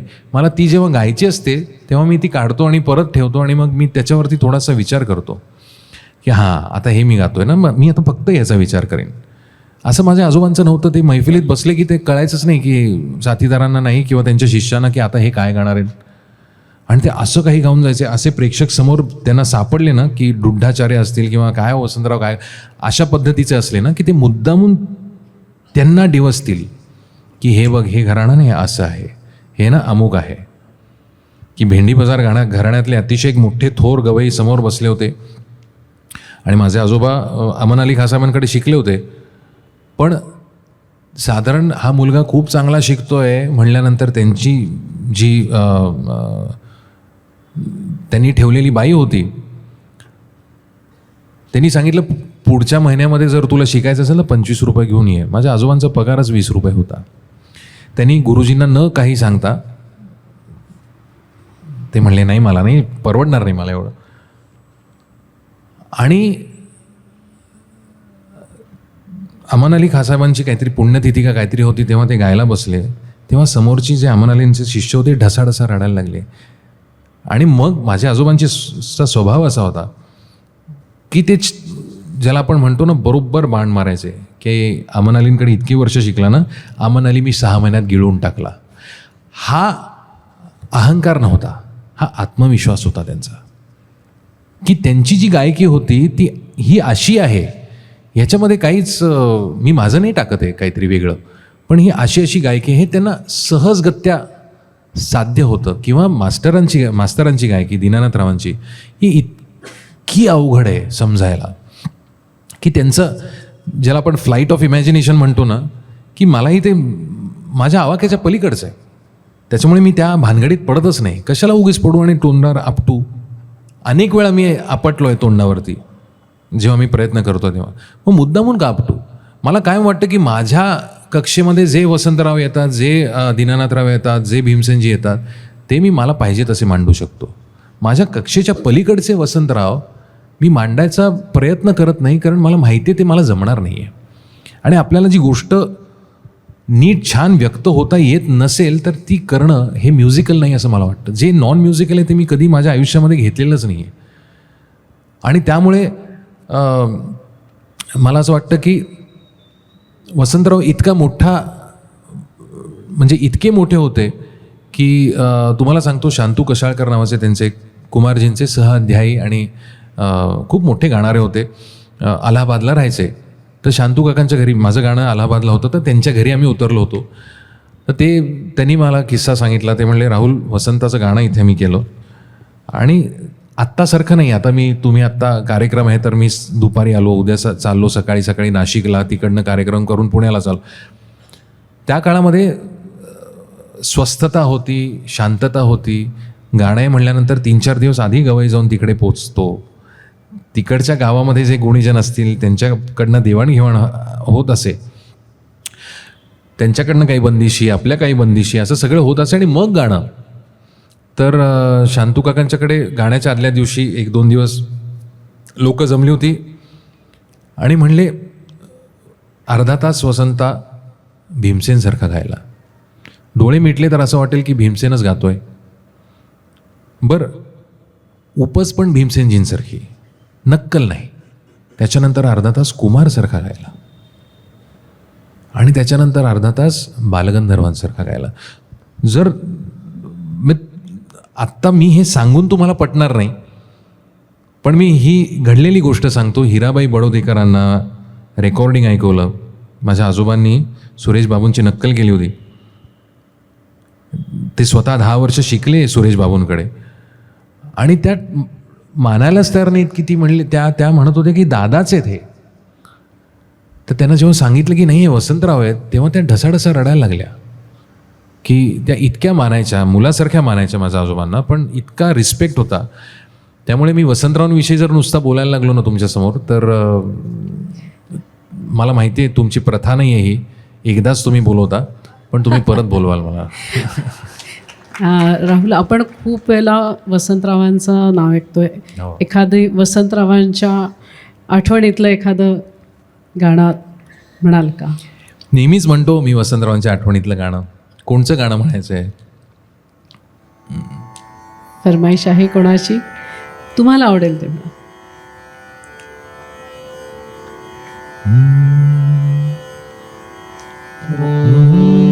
सकाळी उठू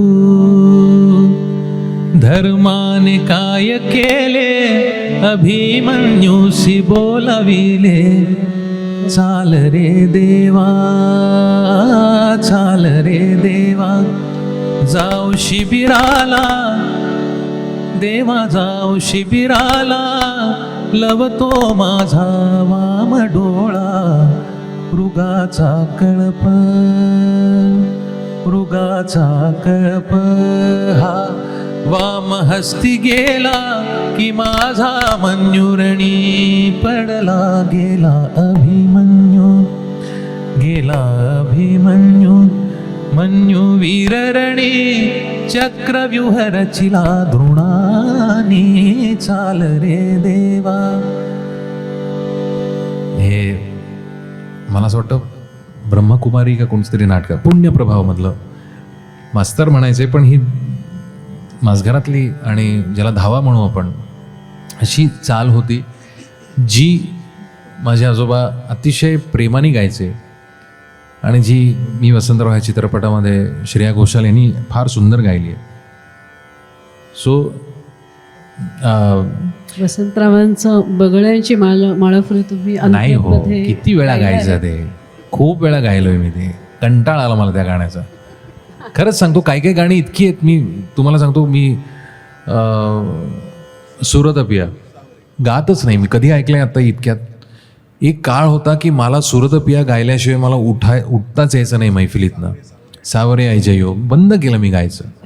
इतक्यांदा गायलोय ते की असं होतं की आता ह्याच्यात मी काय करू. आणि मग आजोबा डोळ्यासमोर यायला लागतात आणि सांगायला लागतात की असं कर, पण मला ते जमत नसतं म्हणून मी त्यांना सांगतो नाही नाही मी नाही असं करू शकत. त्यामुळे ही काही गाणी जी आहेत ना, अतिशय घाणेरडी टर्म आहे ही, पण धंद्याची गाणी झाली आहेत, हो की नाही, की ती गायलाच लागतात ती. पण ती मैफिल असेल तर मग माझं आणि तुमचं काहीतरी एक कॉन्ट्रॅक्ट असतं. आत्ता मला दिलखुलास गप्पा मारायच्यात आणि मला पाहिजे ते तुम्हाला अगदी सांगायचं. तुम्हाला हवं तेच म्हणा नक्कीच. राहुलजी, इथे खूप तरुण पिढी पण आज आलेली आहे आणि त्यातल्या काही जणांनी मला मेसेज पण पाठवला होता की तुम्ही अनप्लग्ड राहुलवर ते बोलतील ना आणि त्यांना प्रश्न विचाराल ना. तर कारण काळ असा होता करोनाचा की आपण सगळ्या माणसांचा एकमेकांशी संवाद तुटलेला होता आणि आपला मित्र म्हणजे तो डिजिटल पडदा झाला होता. आणि हे माध्यम वापरून तुम्ही त्यावेळेला जे प्रयोग केलेत, अनप्लग्ड राहुल आणि नंतर कलेक्टिव्ह राहुल, तर हा खरंच तुम्ही एक दुवा बनत होता. म्हणजे जसं आपण म्हणतो की every adversity there is some opportunity hidden, आणि ते नेमकं तुम्ही टॅप केलं. तर ही उत्स्फूर्त आलेली तुमच्या मनात आलेली कल्पना होती का? तुम्हाला असं वाटलं की आपण व्यक्त होत राहणं आणि ह्या अशा लोकांना, कारण ही प्रत्येकाच्याच घरची अवस्था होतं की प्रत्येक खूप असं डिप्रेस एक सगळं वातावरण होतं.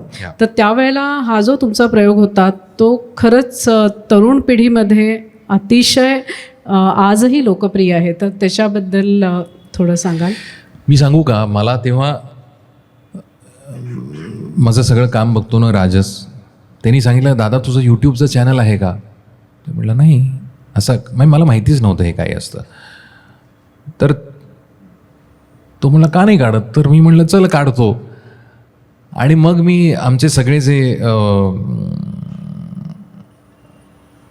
आयोजक आहेत ना, एकतर मला माझं स्वतःचं रेकॉर्डिंग आणलेलं मला ऐकायला आवडत नाही, म्हणून मी कधीच कोणत्याच ऑर्गनायझरला माझं रेकॉर्डिंग मागितलं नाही. पण आता मग टाकायचं काय, यूट्यूब चॅनल तर काढला, पण आता त्याच्यावर काय टाकायचं.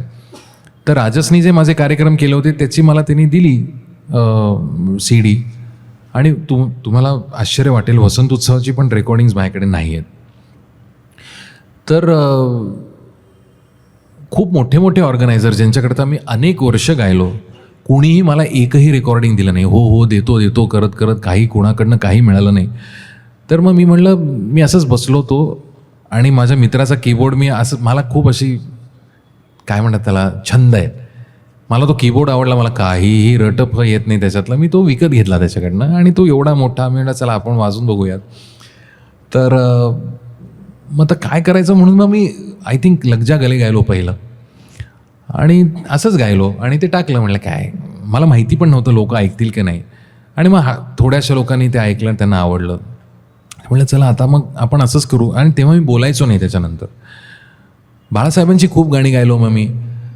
घर थकलेले संन्यासी असेल, त्या फुलांच्या गंधकोशी असेल, किंवा दीदींची गाणी असतील. खूप दीदींची तर मी खूप गाणी गायलो, आशाताईंची गाणी गायलो. आणि मग हळूहळू मला काय व्हायला लागलं की ते गाणं झाल्यानंतर, एस्पेशली मला आठवतं आहे लेकिनमधलं सुनियो जी, तर ते गाणं गायल्यानंतर मी ते थोडंसं एक्सप्लोअर केलं की अरे असं पण असू शकतं, असं होऊ शकतं. आणि मला कधीच फजितीची भीती वाटत नाही. मला तर असं वाटतं की प्रत्येकजणच आपण चुका करत असतो ना, तर चुका लपवण्यामध्ये काय मजा आहे. तर म्हणून मी 2 गोष्टी होत्या. एक तर कंटाळा, कारण तेव्हा तुम्हाला माहिती आहे ती मला एक रेकॉर्ड कसं करायचं इथपासून माझा आनंद होता. मग मी ते यूट्यूबवरनं हळूहळू शिकून रेकॉर्ड कसं करायचं हे मला कळायला लागलं. मग आता ते एडिट कोण करणार, म्हणून मी जे आहे तसंच्या तसं टाकायला लागलो. आणि अर्थात त्याच्यामध्ये चुका असायच्या आणि लोकांना त्याचंच कौतुक होतं की अरे वा हा पण चुकतो आणि हे तो टाकतोय. मग त्याच्यानंतर मग काही आमचे गायक मंडळी पण तशा पद्धतीने करायला लागली, which is very good thing. की मग त्याच्याविषयी मी बोलायला लागलो. पण मी आजही सांगतो, मी कोणचं गाणं गाणार हे मला माहिती नसतं.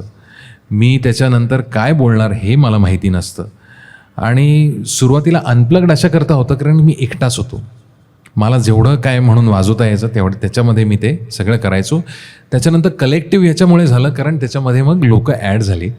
म्हणून मला असं वाटलं की आपण त्याला कलेक्टिव्ह म्हणूयात, कारण तो मी एकट्याचा एफर्ट नाही, इट्स अ कलेक्टिव्ह एफर्ट. आणि आधी मी मराठीत बोलायचो आणि जसं कळायला लागलं बरेच लोक मला म्हणायचे की मला कळत नाही तुम्ही काय बोलताय. म्हणून मी इंग्लिशमध्ये, इंग्लिश ही माझी काही ताकदीची भाषा नाही आहे,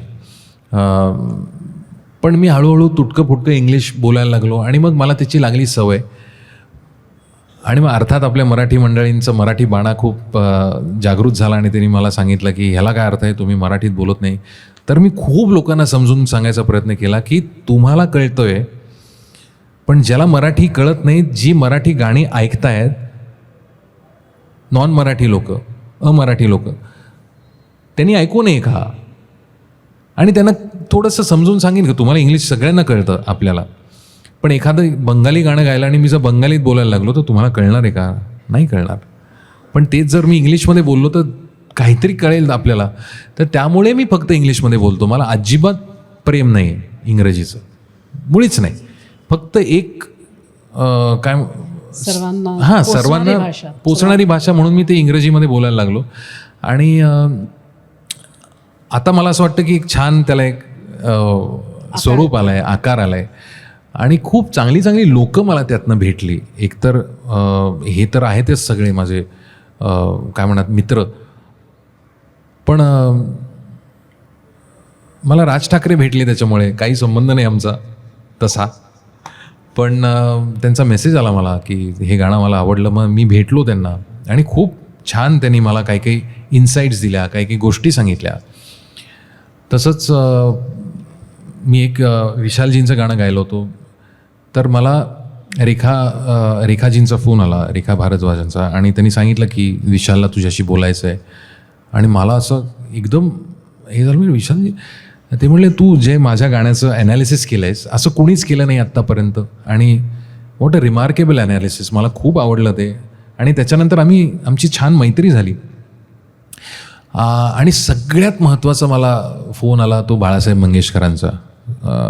आणि तेव्हा मला खूप त्या कुटुंबाचीच भीती वाटते सगळ्यांना, तशी मलाही वाटते. म्हणजे आदरयुक्त भीती म्हणूयात, कारण खूप काही आपल्याला दिलं आहे त्या कुटुंबाने सगळ्यांना. ते म्हणले देशपांडे. म्हणलं नमस्कार बाळासाहेब, तुम्ही माझी गाणी गाता? म्हणलं हो. दीदीची पण गाणी गाता? आशाताईची पण गाणी गाता? म्हणलं हो. ते म्हणले तुम्ही जी माझी गाणी गायली आहेत दीदीची, ती मी 5-5 वेळा ऐकली आहेत.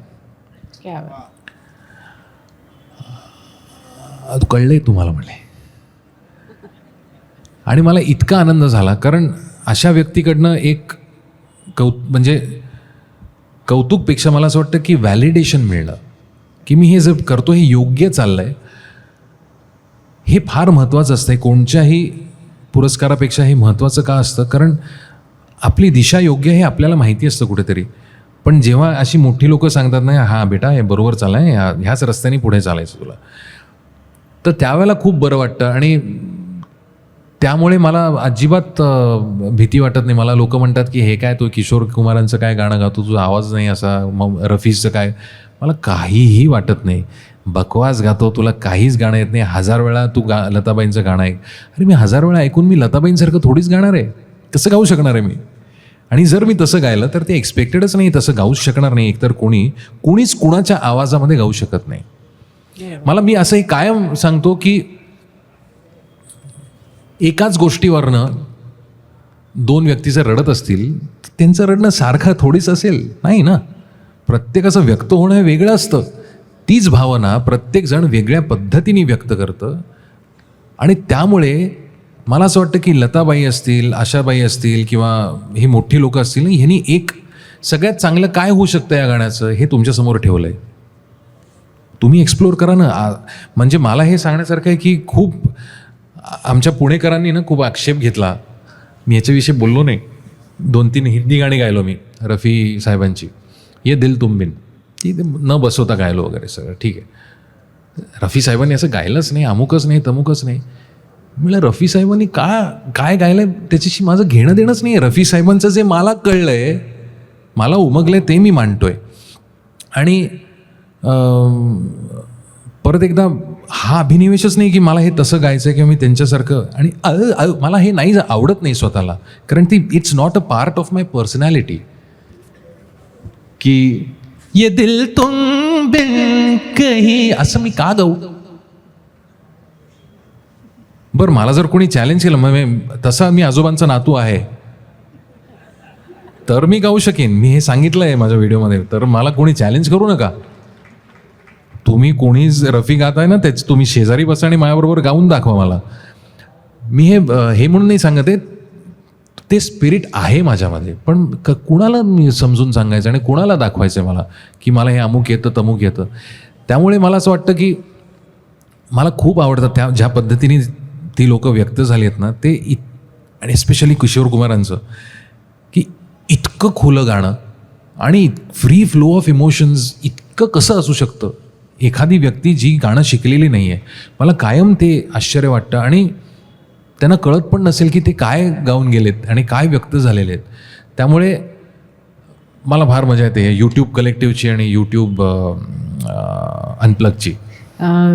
राहुल, आपण मंगेशकर कुटुंबाचा पुन्हा पुन्हा उल्लेख होतोय. आणि आज 12 जानेवारीचं अजून एक वैशिष्ट्य आहे की आज जिजाऊबाई भोसले यांची जयंती असते. तर त्यांच्या आठवणीसाठी आणि तुम्ही एक यूट्यूबवर जे गायलेलं आहे लताबाईंचं, ते शोधतोय. हां, तर ती अंगाई आज म्हणून दाखवाल का? थोडीशी म्हणतो मी. निज माझ्या नंदला. मला वाटलं गुणी बाळा असा. गुढी बाळा असं नाही, गुढी बाळा असं. कोणत्या स्केलमध्ये? चल मी शब्द बघतोय.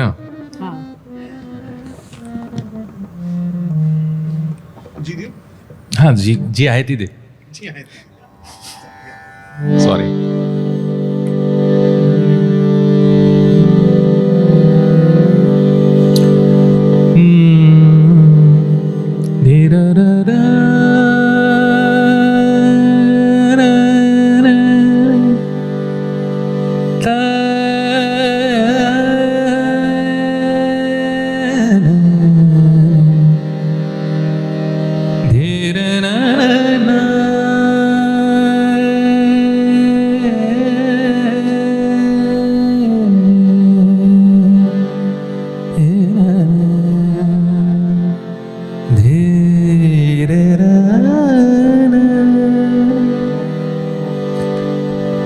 गुणी बाळसा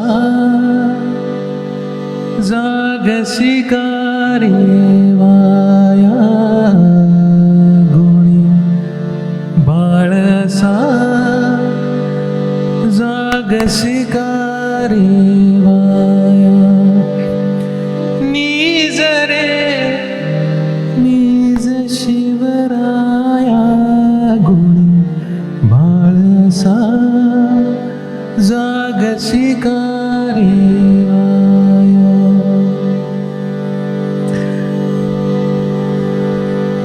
अपरात्रींचा प्रहर लोटला बाई, तरी डोळा लागत नाही. हा चालतसे चाळा एकच असला, तिळवसत नाही जीवाला, निजवायाचा हरला सर्व उपाय.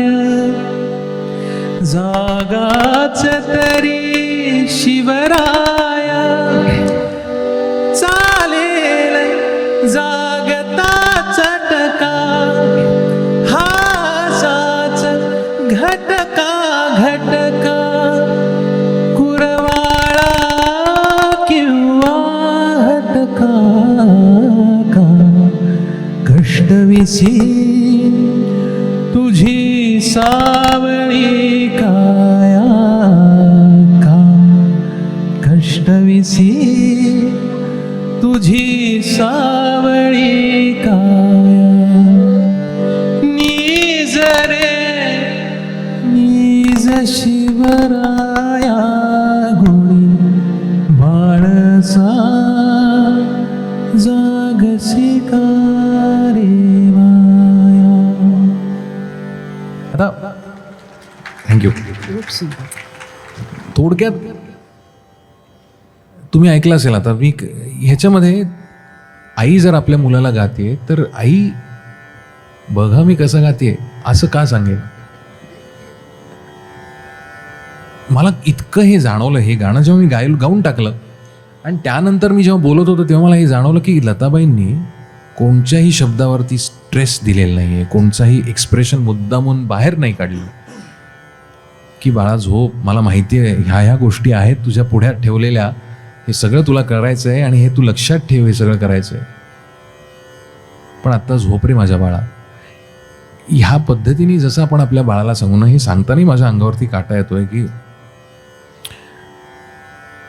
अपरात्रींचा प्रहर लोटला बाई, तरी डोळा, आता ही खूप अवघड जागा आहे, तरी डोळा, हे सोपं आहे म्हणायला, तरी डोळा लागत नाही. हा चालतसे चाळा एकच असला. हा असं काही केलेलं नाही, चालतसे असं काही नाही केलं. चाळा एकच असला, तिळवसत नाही जीवाला, हे इतकं सटल गायलं ना त्या माऊलीनी की खरंच सरस्वती आईच त्यांच्या रूपामधनं आपल्या समोर आली असं वाटतं की असूच शकत नाही की जसं पांडुरंग आपण डोळे मिटून आपल्या समोर उभा राहतो तसं मला असं वाटतं की सरस्वतीने आपल्याला सांगण्याकरता की बाळांनो हे असंच होऊ शकतं गाणं, ह्याच्या पलीकडे नाही होऊ शकत, ह्याच्या पलीकडे मीच आहे. पण जर तुम्हाला सगळ्यात चांगली गाण्याची अवस्था ऐकायची असेल तर ती जी लताबाईंनी गायली तीच म्हणजे मीच, असं मला वाटतं. त्यामुळे आपण पांडुरंगाची जेव्हा आळवणी करतो तेव्हा आपण पांडुरंग होत नाही ना. तसं आम्ही लताबाईंची गाणी गाताना लताबाई कसे होऊ, आम्ही होऊच शकत नाही. आणि हे सगळ्या गायकांच्या बाबतीमध्ये आहे. म्हणजे अगदी जगजीतजी असतील किंवा किशोर कुमार असतील किंवा कोणीही तुम्ही घ्या, की त्या रिस्पेक्टनी जेव्हा तुम्ही ती गोष्ट बघता ना तेव्हा ती जी गोष्ट असते ती पण म्हणते हे बघ मी अशी आहे, तुला बघायचं ना, हे बघ. मग ती दारं उघडायला लागतात. जर आपणच आपल्या ठिकाणी स्वस्थ बसून की मी अमुक आहे, मला नॅशनल अवॉर्ड मिळालेला आहे, मी अमुक नाटकं केलेली आहेत, मी 500 प्रयोग केलेले आहेत, मी 20,000 मैफिली केल्या आहेत, बघा मी किती मोठा आहे, ती दारं कधी उघडणारच नाही.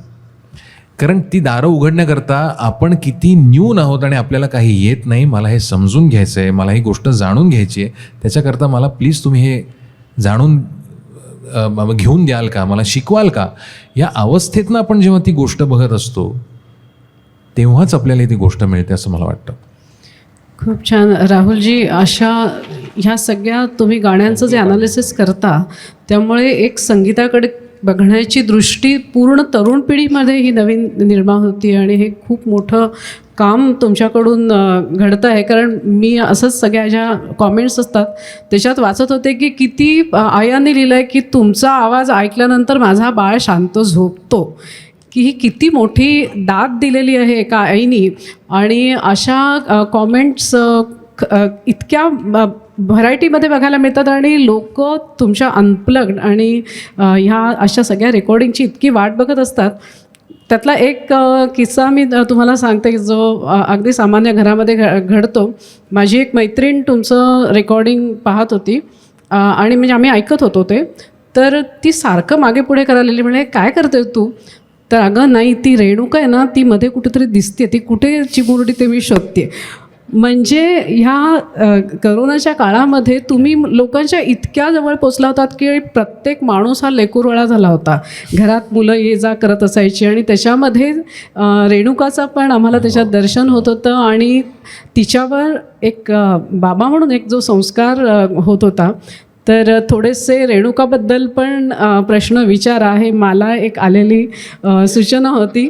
कारण तुमची लोकप्रियता एवढी आहे आणि अनेक लोकांनी मला ह्या गोष्टी तुम्ही विचाराल ना, हे विचाराल ना, असं करत करत ही मुलाखत जास्त प्रश्न बऱ्याच लोकांनी मला काढून दिले त्याच्यातले.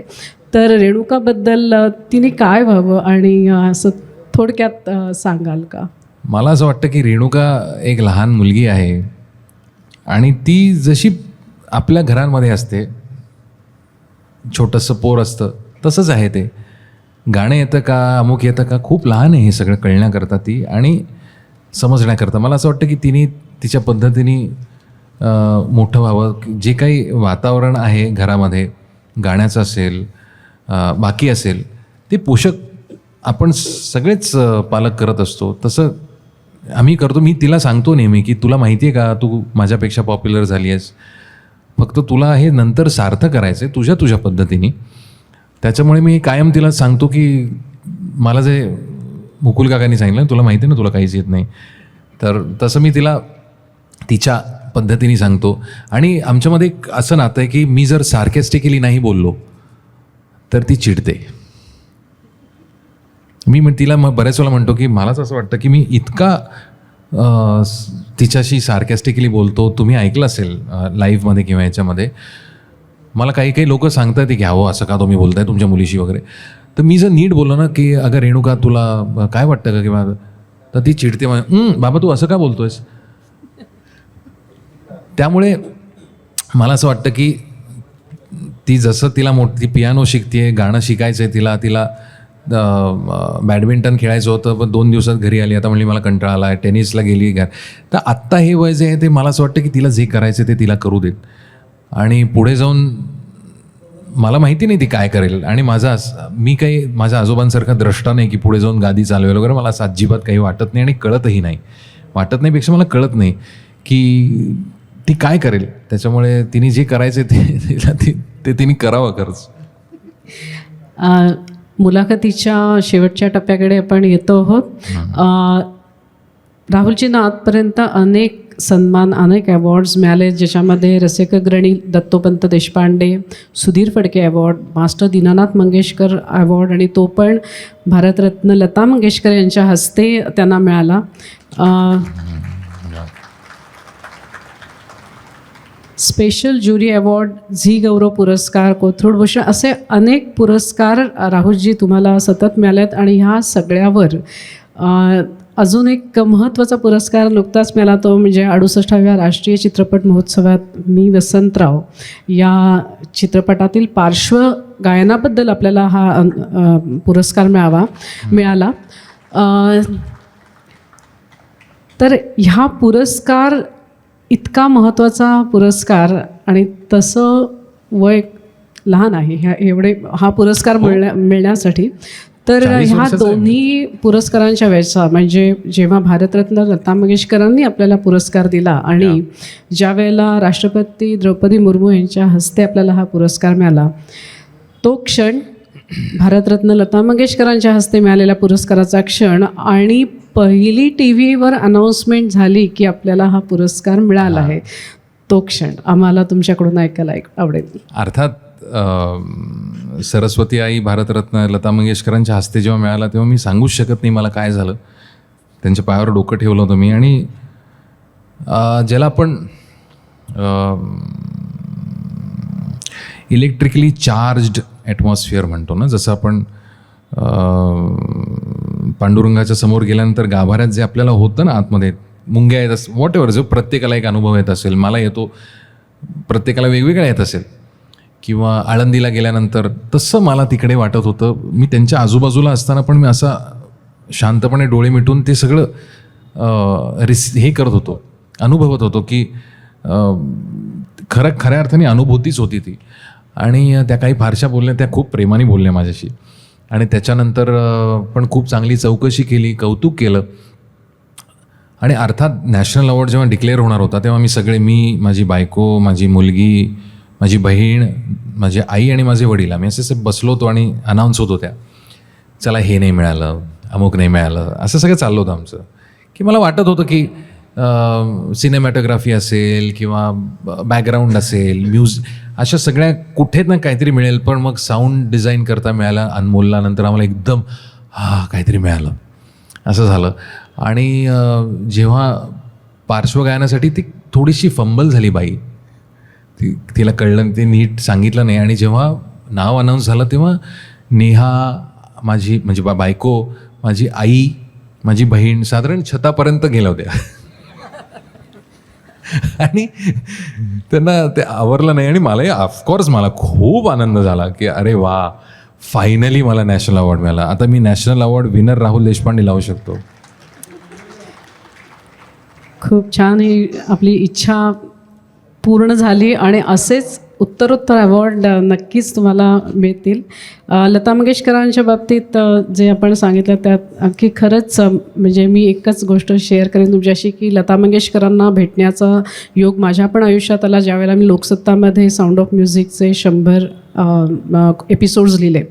आणि त्यावेळेला लता मंगेशकरांना जेव्हा ओळख करून दिली त्यावेळेला त्यांनी सांगितलं की साऊंड ऑफ म्युझिक हा लिहितात आणि त्यावेळेला हो तुमचे लेख मी वाचते, मला खूप आवडतात. आणि हा त्यांचा एक जी तुम्ही जो म्हणलात की ही अनुभवण्यासारखी गोष्ट आहे आणि हा खरंच एक ऑरा आहे, ती प्रभा आहे आणि ती लता दीदींच्या बाबतीत नक्कीच होती. राहुलजी, ह्याच बरोबर मी वसंतराव पडद्यावर येण्यासाठी जवळजवळ 8 वर्ष ह्या फिल्मवर काम चाललं होतं असं मी वाचलं आहे. तर ह्या वेळी आपल्या आजोबांना अजून समजून घेण्याचं अजून मनन चिंतन होण्याचा मला वाटतं की ना खूप लहानपणी मला एक गोष्ट जाणवली होती, समजली होती, ज्याला रिअलायझेशन म्हणू ना आपण, की मला जर कोणी विचारलं की तुझ्या आयुष्याचं ध्येय काय आहे किंवा what is the purpose of your life, तर मी सटकनी सांगितलं की आजोबांना ज्या गोष्टी मिळाल्या नाहीत ना, किंवा आजोबा काय होते हे लोकांपर्यंत पोहोचवणं, हे माझ्या आयुष्याचं सार्थ आहे. आणि त्यामुळे ह्या ज्या सगळ्या गोष्टी पडद्यावरती आपण बघितल्या, ह्या साधारण एक काही हजार वेळा माझ्या आजीनी, माझ्या वडिलांनी, माझ्या आत्यांनी सांगितल्या, त्याच्यावरती आम्ही रडलो आहे, ज्याच्यावरती खूप इमोशनल झालो आहे. आणि त्यामुळे त्या पडद्यावरती साकारताना मला काय विचित्र एक काय झालं की मी सुरुवातीला जेव्हा करत होतो तेव्हा मला खूप कठीण गेलं, कारण वसंतराव कसे मी साकार करणार. त्याच्यामुळे मी वसंतराव बाजूला काढले आणि मी एक कॅरेक्टर म्हणून त्याच्याकडे बघायला लागलो, जसं निपुणनी लिहिलं आहे आणि जसं निपुणला अपेक्षित आहे. पण एक दिवस जेव्हा तो आमचा सौरभ कापडे म्हणून ज्यांनी सगळे ते लुक आणि हे सगळं डिझाईन केलं होतं, तो मेकअप करत होता आणि मी गाणं कंपोज करत होतो. आणि तो मला त्रास द्यायचा नाही अजिबात. मी डोळे मिटून काहीतरी करत असायचो, बाकी सगळं तो करायचा. आणि डोळे उघडले आणि मला असं वाटलं की आजोबाच इतकं सुंदर त्यांनी लुक केला होता की मला लिटरली असं वाटलं की आजोबा बघतात ते माझ्याकडे. आणि माझ्या डोळ्यातनं पाणी आलं. आणि त्या क्षणापासून मला असं वाटतं की मला तो सूर सापडला. आणि मला, ज्याला आपण म्हणूयात की मला वेगळं काही करायलाच लागलं नाही. म्हणजे आता हा सीन कसा करायचा, काय मला मी पूर्णपणे भारावलेलो होतो आणि त्या भूमिकेमध्ये होतो. त्यामुळे ज्या गोष्टी, म्हणजे तो 350 रुपयाचा, मला असं वाटतं की पहिला दुसराच तो सीन होता, म्हणजे शूटिंग सुरू झाल्यानंतर. तर त्या सगळ्या गोष्टी मी सगळ्या ऐकलेल्या होत्या इतक्या वेळेला, आणि त्या सगळ्या मला करायला मिळाल्या आणि मी त्याच्यातनं जाऊ शकलो. मला कळू शकलं की किती त्रास त्या माणसाला झाला असेल, पण त्यांनी त्याचं कधी, म्हणजे ज्यांना वसंतराव ज्यांनी पाहिलेत ना, ते डिस्कार्ड करतात ह्या सगळ्या गोष्टी. वसंतराव असे अतिशय आनंद देणारा आणि आनंद लुटणारा मनुष्य होता, सारखा कायम. पण ते कुठेतरी भोगलेलं होतं ना त्यांनी. ते जे भोगलेलं होतं ते आम्हाला माहिती आहे, कारण माझ्या आजीनी आणि हे फर्स्ट हँड बघितलेल्या गोष्टी आहेत, माझ्या वडिलांनी आणि इवन भाईकाकांनी. तर त्यामुळे म्हणजे भाईकाकांनी इतकं सुंदर वर्णन केलं ना माझ्या आजोबांचं, की वसंतानं फुटपाथवरती नुसता असा कुठे पडला ना तरी असं वाटेल की साक्षात श्रीकृष्ण मयूरासनावर बसलाय की काय, इतक्या ऐटीत बसायचा तो, की त्याला त्याचं सोयरसुद्धा नव्हतं की आपल्याकडे पैसे आहेत नाही आहेत. कधीही त्यांनी गरिबी मोडून नाही खाल्ली. पण मला हे दाखवणं गरजेचं का होतं, त्यांनी कसे, की एखादा आपल्या आयुष्यामध्ये, मग वसंतराव म्हणून नाही, की तुमच्या आमच्या प्रत्येकाच्या आयुष्यात काहीतरी ध्येय असतं आणि ते ध्येय साध्य करण्याकरता आपण वाटेल ते परिश्रम करायला तयार असतो. आणि ते परिश्रम केल्यानंतर जेव्हा तुम्हाला ते मिळतं, मला असं वाटतं की ही गोष्ट सगळ्या आपल्या तुमच्या आमच्यातली होती, म्हणून ती जास्ती प्रेक्षकांपर्यंत, रसिकांना ती आपली वाटली. आणि त्यामुळे मी तुम्हाला सांगतो की एक बँगलोरमधली बाई, ज्यांना मराठी कळत नाही, बँगलोरमध्ये 10 दिवस फिल्म लागली, रोज जाऊन मला त्यांनी मेसेज केला की मी रोज जाऊन पाहिली, 10 वेळा मी तुमची फिल्म पाहिली आणि प्रत्येक खेपेला मला वेगळे वसंतराव, आणि त्याच्यातनं मला प्रेरणा मिळाली. त्याच्याचबरोबर एक महत्त्वाचा तुमच्या आयुष्यातला जो टप्पा आहे आणि जी तुम्ही नवीन वसंतोत्सव हा जो पुण्यामध्ये साकार होतो, तर ह्या वसंतोत्सवाबद्दल म्हणजे सवाई गंधर्वासारखा एक महोत्सव तिथे होतो आहे आणि त्याचबरोबर वसंतोत्सव पण सुरू झाला आणि त्याचं वेगळेपण काय आहे आणि त्याच्यात पण रसिकांनी, कारण त्याला खूप भरभरून प्रतिसाद दिलेला आहे. तर हा वसंतोत्सव सुरू करणे आणि ह्याच्यामध्ये अजून पुढे कोणकोणत्या प्रकारच्या काही योजना आहेत का? की मी 16 वर्षापूर्वी जेव्हा वसंतोत्सव सुरू केला तेव्हा माझ्या डोक्यात परत हाच विषय होता की अरे, माझ्या आजोबांचं जी एक सांगीतिक झेप होती त्या मनाने त्यांचं काही त्यांना मिळालं नाही आणि त्यांच्या नावाने काही झालं नाही, त्या नावाला शोभेल असं. तर माझं म्हणणं होतं की त्यांनी कोणताही संगीतातला प्रकार गौड मानला नाही. म्हणजे तुम्ही लावणी पाहिलीत ना, ते अस्सल लावणी करायचे, अतिशय उत्तम कथ्थक त्यांना माहिती होतं, उत्तम अदा करायचे. 100 का 150 चित्रपटात त्यांनी गायलेलं आहे. त्या सगळ्या म्हणजे त्यांनी आयुष्यावरती आणि गाण्यावरती खूप प्रेम केलं. तर मला असं वाटत होतं की वसंत उत्सव should be a celebration of music. जे म्हणून चांगलं आहे, जे म्हणून प्रेक्षणीय आहे, जे म्हणून श्रवणीय आहे, जे मला आवडतं एक रसिक म्हणून, ते सगळं मला लोकांसमोर आणायचं आहे. आणि मला पुणेकरांचं कौतुक एवढा करता वाटतं की साधारण बघा तुम्ही, गुलाम अली खान साहेब म्हणजे आपले गझल त्यांची होती आणि त्याच्यानंतर किशोरीताई होत्या, आबिदा परवीन होत्या, त्याच्या आधी एल सुब्रमण्यम, त्यांनी पूर्ण साऊथ इंडियन क्लासिकल वाजवलं. हे सगळं कळण्या इतके आणि ॲक्सेप्ट करण्या इतके पुणेकर आहेत. ते त्यांनी दाखवून दिलं आणि प्रत्येक वर्षी मी आपोआप काहीतरी वेगळं होत गेलं. म्हणजे माझी इच्छा आहे की ठाण्यामध्ये मी एकच दिवस करतो, कारण तेवढी झेप आहे माझी. हे सगळं नाही मला करता येत, पण पुण्यामध्ये मी करू शकतो, कारण खूप तिकडे एनर्जी लावायला लागते. कारण काय होतं, मी गवई म्हणून एक वेगळा पडतो आणि एक ऑर्गनायझर म्हणून ना, तुम्ही आज जे हे सगळं केलेलं आहे हे मी पण करतो. त्याच्यामुळे मला माहिती आहे की कलाकारांचे काय मला दोन्ही बाजू माहिती आहेत, कारण हे मी खूप अनुभवलं आहे. आणि मला त्यामुळे असं वाटतं की वसंत उत्सव त्या दिमाखात होतो की मला असं वाटायचं की का शास्त्रीय संगीत आपण फक्त एका छोट्याशा ह्याच्यामध्ये अशा पद्धतीने करतो. आपण मोठे जेव्हा पूर्वी राजवाड्यांमध्ये आणि ह्याच्या ते दिमागदार सुंदर सेटअपमध्ये जर क्लासिकल म्युझिक ऐकलं जायचं, तर म्हणून मी वेगवेगळे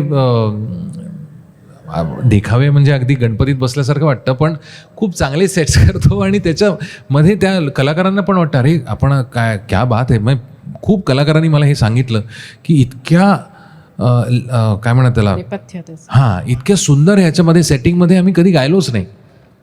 तर त्यामुळे अव्याहतपणे 16 वर्ष वसंत उत्सव चालू आहे आणि आता तो जवळजवळ 30 ठिकाणी होतो. अर्थात पुण्यातला सगळ्यात मोठा होतो, पण 30 वेगवेगळ्या शहरांमध्ये आता आम्ही करायला लागलो आहे. सो मला असं वाटतं की जितकं मला ते पोचवता येईल, इतकंही पोचवायचं नाही की माझ्या आवाक्याच्या बाहेर जाईल, पण जितकं मला करता येईल तितकं मला करायचं आहे. राहुलजी, पार्श्वसंगीतासाठी तुम्हाला जो राष्ट्रीय पुरस्कार मिळाला ते मी वसंतराव ह्याच्यातलं एखादं पद आम्हाला ऐकायला मिळेल? जरूर.